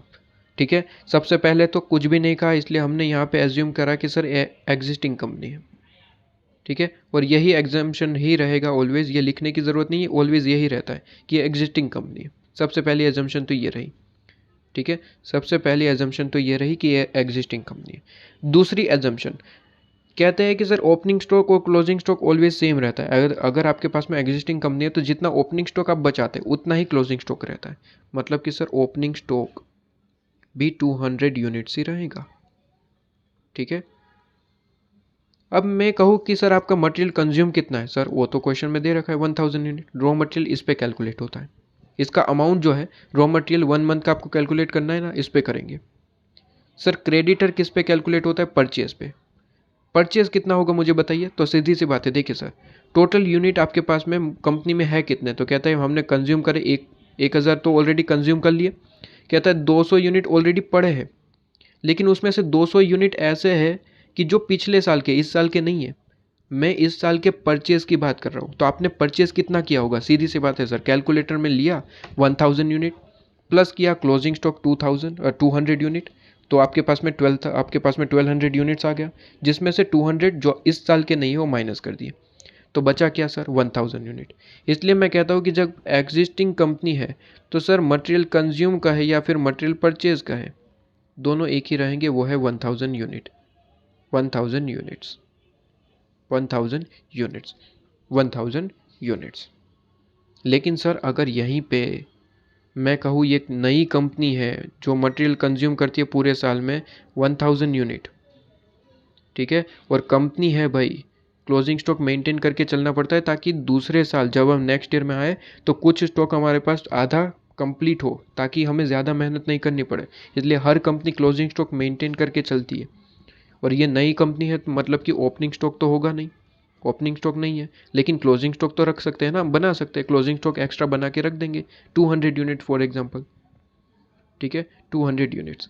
यहाँ पे डिफरेंट होगा सर, मटेरियल कंज्यूम कितना है सर, मटेरियल कंज्यूम तो 1000 यूनिट्स है, रॉ मटेरियल इस पे कैलकुलेट होगा, रॉ मटेरियल 1 मंथ इस पे कैलकुलेट होगा। लेकिन सर मटेरियल परचेज कितना है, तो मटेरियल परचेज तो वही sir, material consume plus closing stock minus opening stock, तो मटेरियल कंज्यूम कितना है सर 1000 यूनिट,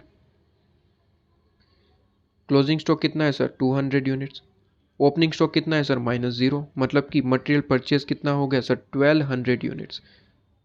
बदल गया, बदल गया दोस्तों, बदल गया कि नहीं दोस्तों। सर ओपनिंग स्टॉक ना होने के कारण आपके पास में जो ये मटेरियल परचेज है वो बदल गया। ओपनिंग स्टॉक होता तो मटेरियल परचेज मटेरियल कंज्यूम दोनों एक ही होते 1000 यूनिट, तब तो कोई दिक्कत ही नहीं थी। इसका मतलब ये वाला क्वेश्चन, ये इलस्ट्रेशन नंबर 4 है, ये जो एग्जिस्टिंग कंपनी की बात करी ये इलस्ट्रेशन नंबर 4 है, इलस्ट्रेशन नंबर 4 है, ठीक है, जहाँ पे मटेरियल कंज्यूम पे ही क्रेडिटर भी कैलकुलेट होता है और मटेरियल कंज्यूम पे ही रॉ मटेरियल कैलकुलेट होता है। लेकिन एक अभी क्वेश्चन ऐसा भी देखने वाले हैं जहाँ पे न्यू कंपनी होगा, और न्यू कंपनी है तो पता है कि सर ओपनिंग स्टॉक होगा ही नहीं, ओपनिंग स्टॉक होगा ही नहीं, इसका मतलब sir material consume material purchase दोनों डिफरेंट होंगे, दोनों डिफरेंट होंगे, तो क्रेडिटर इस पे कैलकुलेट होता है, रॉ मटेरियल इस पे कैलकुलेट होता है, तो ये एक चीज़ ध्यान रखने वाली है। तो कहते हैं कि सर एग्जिस्टिंग कंपनी है तो कोई दिक्कत ही नहीं, रॉ मटेरियल कंज्यूम और परचेज दोनों एक ही, क्रेडिटर भी इस पे ही कैलकुलेट करिए, रॉ मटेरियल भी इस पे ही कैलकुलेट करिए। लेकिन सर अगर न्यू कंपनी है, ठीक है, और न्यू कंपनी क्वेश्चन में स्पेसिफिक बताएगा, कुछ भी नहीं कहा मतलब कि वो एग्जिस्टिंग कंपनी है। जैसे कि अभी तक हम जो भी क्वेश्चन किए उसमें कुछ भी नहीं बताया था क्वेश्चन में कि कंपनी कौन सी है, तो इसका मतलब वो एग्जिस्टिंग कंपनी है, मतलब कि अभी तक जो कैलकुलेशन करी वो हमने इस बेसिस पे करी थी। Illustration number 3, illustration number 4, practical question number 7। लेकिन अगर क्वेश्चन में स्पेसिफिकली कहा है कि सर न्यू बिजनेस है या फिर न्यू कमेंसिंग बिजनेस है या फिर न्यू कंपनी है इस तरीके से, तो स्पेसिफिकली बताया ना, तो यहाँ पे ध्यान रखना सर मटेरियल कंज्यूम अलग होगा, ठीक है, मटेरियल कंज्यूम अलग होगा। मटेरियल कंज्यूम में अगर आप क्लोजिंग स्टॉक ऐड कर दोगे तो मटेरियल परचेज मिलेगा, क्लोजिंग स्टॉक ऐड करोगे तो क्या मिलेगा, तब जाके मटेरियल परचेज मिलेगा, मटेरियल परचेज मिलेगा परचेज। जब न्यू कंपनी है तो सर मटेरियल कंज्यूम तो चलो ठीक है क्वेश्चन में ही गिवन होगा, लेकिन सर मटेरियल कंज्यूम में जब क्लोजिंग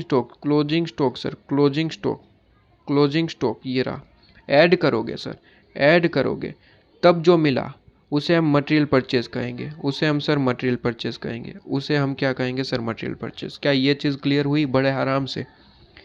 अगर ये चीज़ क्लियर नहीं हुई तो रट लीजिएगा, कोई दिक्कत नहीं है, लेकिन मुझे नहीं लगता किसी भी स्टूडेंट को क्लियर नहीं हुआ। कहते हैं कि सर एग्जिस्टिंग कंपनी या फिर कुछ भी नहीं कहा, बाय डिफ़ॉल्ट यही कंपनी रहेगी।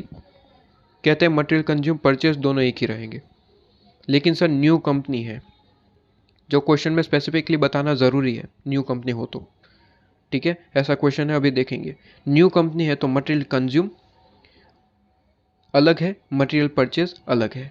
मटेरियल परचेज निकालने के लिए मटेरियल कंज्यूम तो चलो क्वेश्चन में इस तरीके से ही गिवन होगा 9 लाख, लेकिन इस 9 लाख पे क्रेडिटर कैलकुलेट नहीं हो पाएगा, क्यों सर? क्योंकि क्रेडिटर कैलकुलेट होता है मटेरियल परचेज पे, यहाँ पे मटेरियल परचेज डिफरेंट होगा। मटेरियल कंज्यूम में क्लोजिंग स्टॉक का अमाउंट ऐड करना पड़ेगा, तब जाके मटेरियल परचेज मिलेगा, ठीक है, और उस पर क्रेडिटर कैलकुलेट हो पाएगा। ये चीज़ इंपॉर्टेंट है, बस इतना याद रखना है। अभी क्वेश्चन देखेंगे और ज़्यादा क्लियरिटी हो जाएगी, और ज़्यादा आपके पास में क्लैरिटी हो जाएगी। उससे पहले आप ये चीज़ नोट डाउन कर लीजिए। फर्स्ट पॉइंट हमने इंपॉर्टेंट पॉइंट में ये लिखवा दिया। दूसरा पॉइंट अभी वो क्वेश्चन वाला लिखाऊंगा कि दो ऐसे क्वेश्चन है जहाँ पे एडमिनिस्ट्रेशन एक्सपेंस को आपको कॉस्ट ऑफ प्रोडक्शन का पार्ट मानना है, उसके अलावा कोई भी क्वेश्चन आ जाए कॉस्ट ऑफ सेल का पार्ट मानना है, ठीक है। तो सबसे पहला पॉइंट ये क्लियर है। इस पे क्वेश्चन एक देख लेते हैं, तभी हमारे पास में एकदम से क्लियरिटी हो जाएगी। इस पे एक क्वेश्चन, चलिए इस पे एक क्वेश्चन अगर हम देखना चाहे,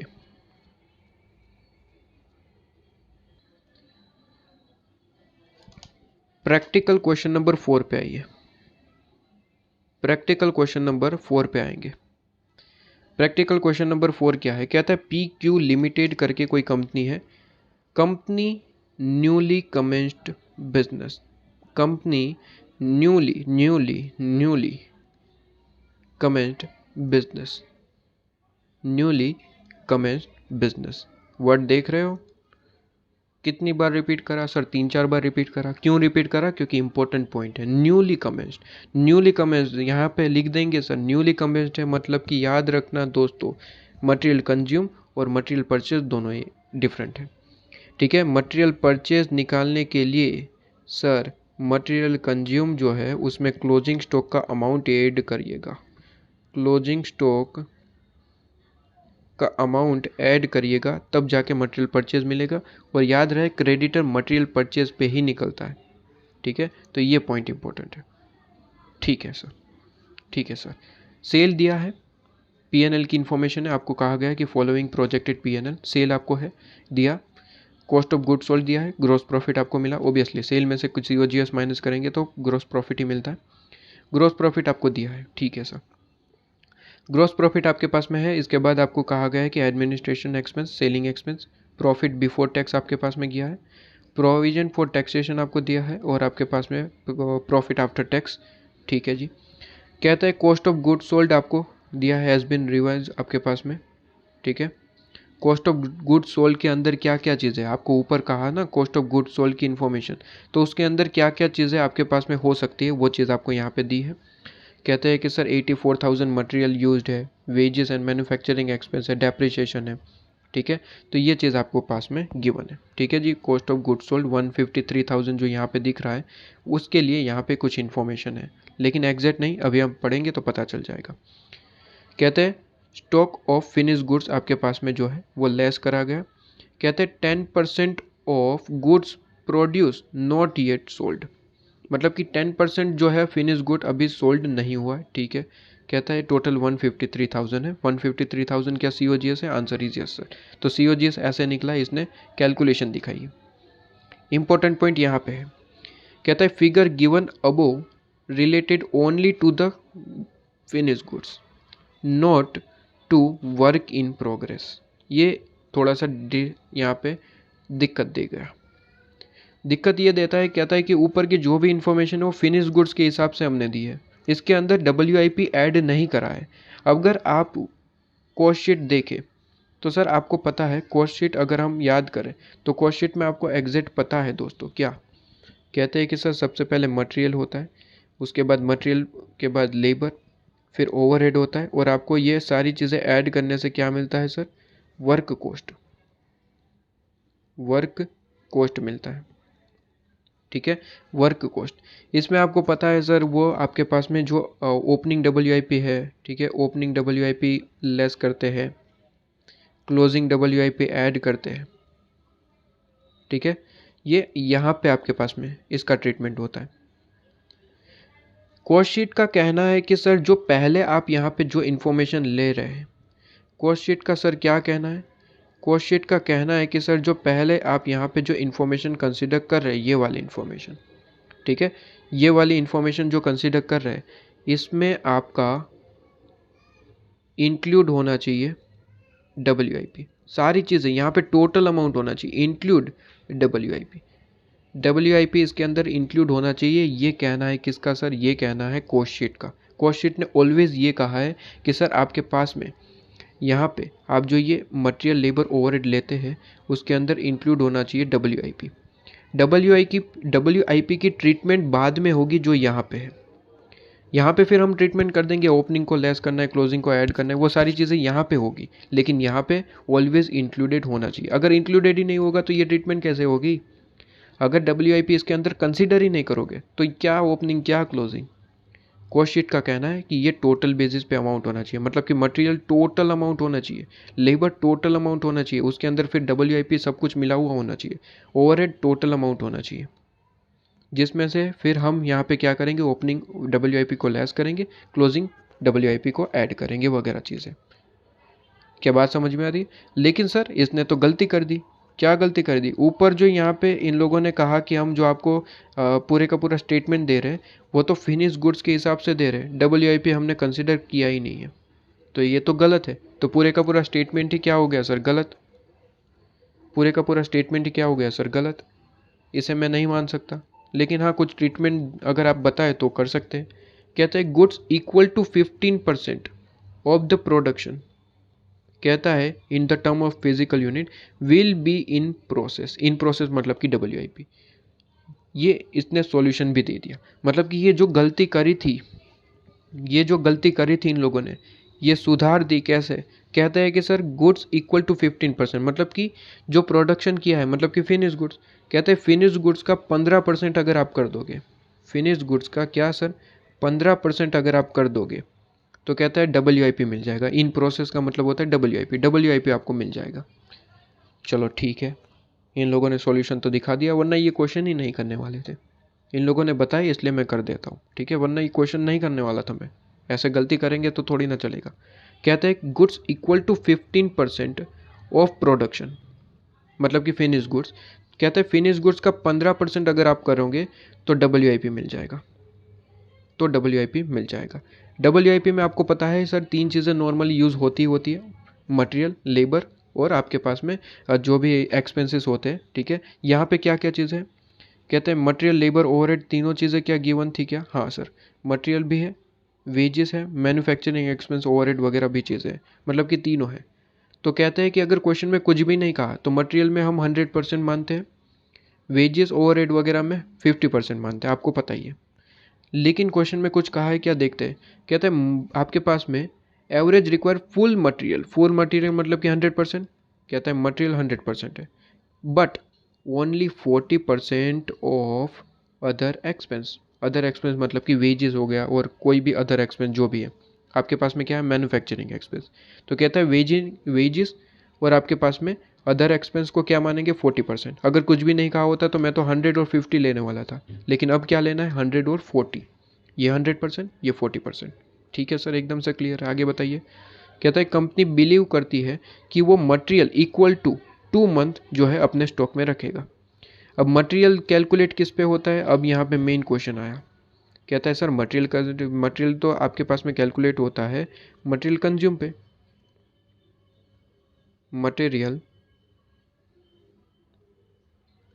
कंज्यूम पे कैलकुलेट होता है सर, बिल्कुल ठीक है, कंज्यूम। ये इंपॉर्टेंट पॉइंट है। मटेरियल ऑलवेज कैलकुलेट किस पे होता है सर? मटेरियल कंज्यूम पे कैलकुलेट होता है। अभी पता चलेगा। अब क्रेडिटर की जब बात होगी तब यहाँ पे दिक्कत आएगी, क्योंकि क्रेडिटर परचेज पे कैलकुलेट होता है और यहाँ पे परचेज और कंज्यूम दोनों डिफरेंट होंगे क्योंकि न्यू कंपनी है। ठीक है, तो आगे पढ़ते हैं। कहता है all expenses will be paid 1 month in advance. Advance है मतलब कि असेट है, ठीक है। जितने भी एक्सपेंस है वो 1 मंथ के हिसाब से एडवांस में पे किया जाएंगे, मतलब कि वो करंट असेट में जाएगा। सप्लायर की बात करें, सप्लायर मतलब कि क्रेडिटर। कहता है सप्लायर की बात हो रही है। सप्लायर में ऐसा है कि सर 1/1/2, ठीक है। कहता है मंथ क्रेडिट चलेगा, ठीक है सर। इसकी सॉल्यूशन कैसे करती है अभी बताऊंगा मैं, ठीक है। इसे कैसे करना है वो भी दिखाऊंगा, लेकिन मेन चीज़ है क्रेडिटर की बात हो रही है। क्रेडिटर किस पे कैलकुलेट होता है? मटेरियल परचेज पे, तो वो भी निकालना पड़ेगा। कहता है sale will be 20% for cash, ठीक है, and rest at 2 month credit. तो क्रेडिट आपको जो है 2 मंथ का है, ठीक है।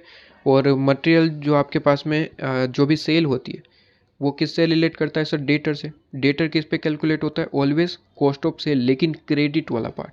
अगर कैश वाला पार्ट है तो उसे हटाना पड़ेगा, ठीक है। तो वो चीज़ आपके पास में हो गई, ठीक है सर। कैश कॉस्ट बेसिस पे थोड़ी ना है ये क्वेश्चन, तो यहाँ पे क्या करेंगे सर? कैश वाला पार्ट हटा के क्रेडिट वाला पार्ट कैलकुलेट करेंगे, ठीक है, कोई दिक्कत नहीं, वो देखेंगे। कहते हैं 70% of income tax will be paid in advance. Advance में पे किया तो ये एक तरीके से असेट बन जाएगा। इन क्वार्टरली है, क्वार्टरली बेसिस मतलब कि 3/12 करना पड़ेगा। और कहता है कंपनी विश करती है कि 8,000 वो कैश अपने पास मेंटेन करके चले, और 10% वो कहता है मार्जिन मेंटेन करके चलना है, मतलब कि कंटिजेंसी, ठीक है। कहते हैं आपको एस्टिमेशन ऑफ वर्किंग कैपिटल करना है, तो स्टेटमेंट प्रिपेयर करना है, कोई दिक्कत वाली बात नहीं है। सारी की सारी चीज़ें सिंपल है, इसमें कोई बड़ी बात नहीं, बस दो कैलकुलेशन यहाँ पे करनी है। एक तो आपको क्या कैलकुलेट करना है? मटेरियल कंज्यूम, और उसके बाद क्लोजिंग स्टॉक का अमाउंट। ये दो चीज़ कैलकुलेट कर ली, बाकी के क्वेश्चन सोल्व हो जाएगा आराम से, ठीक है। सबसे पहले मुझे ये बताइए कि सबसे पहले मटेरियल कंज्यूम निकाल लेते हैं, ठीक है। ये दो पहले निकाल लेते, बाकी हमें फिर कोई दिक्कत ही ना आए। सबसे पहले मटेरियल कंज्यूम निकाल लेते हैं। मटेरियल कंज्यूम कैसे हो निकलेगा? मटेरियल कंज्यूम तो सर यहाँ पे दे रखा था, मटेरियल यूज़ का है या फिर कंज्यूम का है, दोनों एक ही है।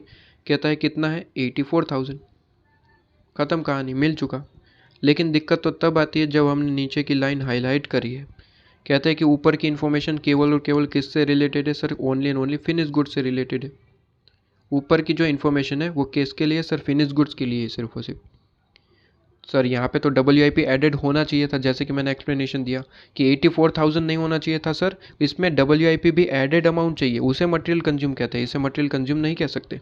ये तो फिनिश गुड्स का है सिर्फ और सिर्फ, और हमें चाहिए finish goods plus WIP, total amount चाहिए हमें। ये नहीं है टोटल, ये तो फिनिश गुड्स का है, गलत हो गया। कहते हैं कि आप एक काम करिए, हमने इसका सॉल्यूशन भी दे दिया। कहते हैं आप एक काम करिए, फिनिश गुड्स का जो भी अमाउंट है, अगर उसमें WIP ऐड करना चाहते हो तो एक काम करना, उसी अमाउंट में 15% ऐड कर देना, काम खत्म, टोटल मिल जाएगा। मतलब कि 84,000 का 15% करोगे तो वो WIP का अमाउंट मिल जाएगा, जैसे ही वो ऐड कर दोगे टोटल मिल जाएगा। मतलब कि 84,000 इंटू 15% करें तो 12,600, ठीक है, प्लस 12,600 कर देना, 12,600। जो भी अमाउंट आया, कितना आया? 84,000 प्लस 15%, 96,600, ये टोटल आ गया। 96,600 टोटल आ गया। 84,000 क्या था सर? फिनिश गुड्स का अमाउंट था। 12,600 क्या आया सर? WIP। और ये 96,600 क्या है? टोटल। ये टोटल जो देख रहे हैं आप, इसकी ज़रूरत थी हमें। ये जो टोटल आप देख रहे हैं, इसकी ज़रूरत थी। कैलकुलेशन इस पे होता है, ना कि इस पे, ना कि इस पे, टोटल पे कैलकुलेट होता है। तो लो जी, मटेरियल कंज्यूम मिल गया। मटेरियल कंज्यूम 96,600, ख़त्म। अब क्या चाहिए सर? क्लोजिंग स्टॉक चाहिए सर। क्लोजिंग स्टॉक की कैलकुलेशन करनी पड़ेगी, ठीक है। बताइए क्लोजिंग स्टॉक कितना मेंटेन करके चल रहे हैं? इसने क्लियरली बताया। कहते हैं मटेरियल इक्वल टू, यहाँ पे देखें, material equal to 2 month consumption in stock. Material equal to 2 महीने का जो मटेरियल है वो स्टॉक में रहता ही रहता है, ठीक है। तो सबसे पहले आप जो है क्या करेंगे सर? रॉ मटेरियल निकाल लेंगे। रॉ मटेरियल किस पे निकलता है? मटेरियल कंज्यूम पे। मटेरियल कंज्यूम तो मिल चुका 96,600 इंटू क्या करेंगे सर? 2 मंथ, मतलब कि 2/12 करिए ज़रा। 96,600 इंटू 2/12 मतलब कि 16,100, ठीक है, 16,100। ये सबसे पहले क्या आ गया सर? Raw material consume. सबसे पहले करंट असेट में रॉ मटेरियल कंज्यूम लिख देंगे। ये सबसे पहले जो रॉ मटेरियल एक तरीके का करंट असेट है, सबसे पहले लिखेंगे करंट असेट रॉ मटेरियल। आपको मैं सॉल्यूशन के साथ मैच करवाता चलता हूँ, क्लियरिटी और ज़्यादा बढ़ जाएगी। क्वेश्चन नंबर 4 है ना, देखिए स्टेटमेंट हम प्रिपेयर करेंगे आपके पास में, वर्किंग कैपिटल स्टेटमेंट, जहाँ पे अगर आप देखें तो कहता है स्टॉक ऑफ रॉ मटेरियल। सबसे पहले ये दिखा देंगे कितना है? 16,100। स्टॉक ऑफ रॉ मटेरियल मतलब कि क्लोजिंग स्टॉक, हाँ, रॉ मटेरियल का क्लोजिंग स्टॉक, ये पता है ना आपको, क्लोजिंग स्टॉक। तो एक तीर से दो निशाने हो गए। सबसे पहले तो स्टॉक ऑफ रॉ मटेरियल मिल गया, एसेट साइड डाल दिया। इसी के साथ क्लोजिंग स्टॉक मिल गया, तो इसमें अगर क्लोजिंग स्टॉक ऐड कर देंगे, ठीक है, तो मटेरियल परचेज भी मिल जाएगा। मतलब कि मैंने लिखवाया क्या, समरी नोट में देखो, मैंने लिखवाया कि मटेरियल कंज्यूम जो कि है प्लस रॉ मटेरियल का क्लोजिंग स्टॉक, रॉ मटेरियल का क्लोजिंग स्टॉक जो हम एसेट साइड लिखते भी है और यहाँ पे भी ऐड कर देंगे, ठीक है, 16,100। तो ये क्या मिल गया, ये जो अमाउंट मिलेगा ये मटेरियल परचेज मिलेगा जिस पे क्रेडिटर कैलकुलेट होता है। तो 96,600 प्लस 16,100 इज इक्वल टू 1,12,700। ठीक है, ये क्या हो गया सर, मटेरियल परचेज। क्रेडिटर इस पे कैलकुलेट होता है, क्रेडिटर इस पे कैलकुलेट होता है, तो क्रेडिटर इस पे कैलकुलेट करेंगे। ठीक है, तो क्रेडिटर कितना था, कहते थे क्रेडिटर के लिए कहता था यहाँ पे आपके पास में 1.5 मंथ, क्रेडिटर के लिए 1.5 मंथ का है। देखिए कैसे आया 1.5, देखिए कैलकुलेटर में सिखाता हूँ, जब ऐसा लिखा हो 1-1 डिवाइड बाई 2 या फिर 1-2 डिवाइड बाई 3, कुछ भी लिखा हो, सबसे पहले ये बाद की जो ये चीज़ें हैं उसे सोल्व करेंगे। ठीक है, बाद की जो ये चीज़ आपके पास में 1 डिवाइड बाई 2, कैलकुलेटर में ये सबसे पहले लिख दो, 1 डिवाइड बाई 2 कितना आया सर 0.5। ये डैश के आगे की जो चीज़ होती है उसमें ऐड करनी होती है। ठीक है, मतलब कि 1 डिवाइड बाई 2 करा तो 0.5 आया, बस उसमें कर दो आगे की चीज़ क्या है 1, तो 1 ऐड कर दो, तो 0.5 प्लस 1, तो ये 1.5 मंथ आ गया। तो इसे सोल्व करना आ गया। ठीक है, 1-1 डिवाइड बाई 2 है, मतलब कि सबसे पहले 1 डिवाइड बाई 2 को कैलकुलेटर में सोल्व करो, उसमें ऐड कर दो डैश के आगे की चीज़ 1, तो 1 ऐड कर दिया, 1.5 मंथ। ठीक है, तो मटेरियल परचेज आपके सामने है, कितना था मटेरियल परचेज 1,12,700, बस 1,12,700 into 1 divide by 1.5 divide by 12, ख़त्म कहानी। तो 1,12,700 इंटू 1.5 डिवाइड बाई 12 कर देंगे तो आपके पास में क्या आंसर आ जाएगा, क्रेडिटर। तो इंटू 1.5 डिवाइड बाई 12, तो यहाँ पे आपके पास में कितना आंसर आ रहा है 14,088 कर देता हूँ। ठीक है, 14,088 क्या आ गया सर, क्रेडिटर। कुछ चीज़ें ऐसे ही मिल रही है इसलिए मैं डायरेक्टली सोल्व कर देता हूँ कि क्रेडिटर तो डायरेक्टली मिल रहा है तो सबसे पहले यही सोल्व क्यों ना कर दे। ठीक है, तो क्रेडिटर पे हाईलाइट कर देंगे, करंट लाइबिलिटी में पेएबल लिखे या फिर क्रेडिटर लिखे, आपकी मर्जी। ये आपके पास में सॉल्यूशन 14,088। ठीक है, 14,088 आपके पास में, लो जी, सबसे पहले ये चीज़ आपके पास में क्लियर हो गई। अब एक एक करके सोल्व करते हैं। करंट असेट का हेडिंग देंगे सबसे पहले, ठीक है, जिसमें हम रॉ मटेरियल ऑलरेडी तो लिख चुके हैं, बस अब एक एक करके चीज़ों को ख़त्म करना स्टार्ट करते हैं। वर्किंग WIP सबसे पहले, रॉ मटेरियल, उसके बाद WIP, उसके बाद फिनिश गुड्स लिखते हैं, उसके बाद डेटर, उसके बाद अदर कोई असेट है तो लिखते हैं। ये हमारा फॉर्मेट है, मेंटेन करना ज़रूरी नहीं, लेकिन मेंटेन करोगे तो प्रोफेशनलिटी बनी रहेगी। तो मैं तो रिकमेंड करता हूँ इसी तरीके से लिखे। ठीक है, रॉ मटेरियल, उसके बाद WIP, अगर क्वेश्चन में WIP नहीं है तो फिर डायरेक्टली फिनिश गुड लिख देना। ठीक है, तो आइए यहाँ पे तो WIP की इन्फॉर्मेशन है इसलिए स्टॉक ऑफ WIP। ठीक है, अब WIP का इन्फॉर्मेशन कैसे निकालेंगे, तो बड़ा ही सिंपल है। WIP का इन्फॉर्मेशन हमें कैलकुलेट करना पड़ेगा। कहते हैं WIP की इन्फॉर्मेशन डायरेक्टली गिवन नहीं थी, क्योंकि ये जो इन्फॉर्मेशन वो फिनिश गुड्स के हिसाब से, उसने कहा था WIP के लिए कैलकुलेशन करना है तो 15% कर देना, WIP का अमाउंट मिल जाएगा। अब दिक्कत वाली बात यह है कि WIP मतलब कि मटेरियल, लेबर, ओवरहेड, जितने भी खर्चे हैं दोनों सबका टोटल, और उसका परसेंटेज का पार्ट, परसेंटेज मतलब कि 100, 40, वो कैलकुलेट करना पड़ेगा। कहते हैं मटेरियल जितना भी है उसका तो 100% ही लेना है, लेकिन सर लेबर, ओवरहेड, जो भी एक्सपेंस है यहाँ पे कौन सा है सर, वेजेस, मैन्युफैक्चरिंग एक्सपेंस। ठीक है, इसका सबसे पहले तो टोटल अमाउंट निकालो, 62,500, वो तो किसका है सर, फिनिश गुड्स का। सबसे पहले टोटल अमाउंट निकालो, फिर उसमें क्या करना है, उसका 40% करना है, तो आपको WIP मिल जाएगा। क्लियर है, तो आइए सबसे पहले तो WIP में क्या चीज़ है सर, दो ही चीज़ें हैं, केवल और केवल दो चीज़। कहता है सर मटेरियल और एक वेजेस के नाम पे जो है, दो ही चीज़ें। ठीक है, मटेरियल में कितना WIP है ऑलरेडी कैलकुलेट कर चुके हैं। मटेरियल में WIP कितना है ऑलरेडी कैलकुलेटेड है, 12,600। बस अब वेजेस में इसी तरीके से कितना आपके पास में WIP है वो कैलकुलेट कर ले तो काम हो जाएगा। वेजेस में कितना है, तो सीधी सी बात है, इसने क्लियरली कहा है कि जो भी अमाउंट या फिनिश गुड्स का है उसका 15% कर दो, आपको जो है क्या मिल जाएगा, WIP। वैसे हमें टोटल अमाउंट अभी नहीं चाहिए, हमें तो अभी चाहिए WIP का अमाउंट। तो 62,500 इंटू 15% करोगे, WIP का अमाउंट मिल जाएगा। कितना है सर, आपके पास में यहाँ पे 9,375, और ये WIP नहीं है, 40% करना पड़ेगा ना। WIP में वेजेस वाला 40% है, मटेरियल फुल था तो मटेरियल तो 84,000 इंटू 15% करेंगे, WIP मिल जाएगा, वो 100% है। लेकिन यहाँ पे 62,500 इंटू 15% करेंगे तो WIP के लिए पार्ट मिलेगा, लेकिन WIP में असल में 40% ही काम हुआ है, तो यहाँ पे इसका भी 40% लेना पड़ेगा। मतलब कि 62,500 इंटू 50% इंटू आपके पास में 40%, मतलब कि 3,750 3,750 आपके पास में। क्लियर है, 3,750। लो जी, ये चीज़ आपके पास में क्लियर हो गई। ये मिटा देता हूँ, ये क्रेडिटर तो ऑलरेडी कैलकुलेट कर चुके, आपको क्लियर हो गया होगा।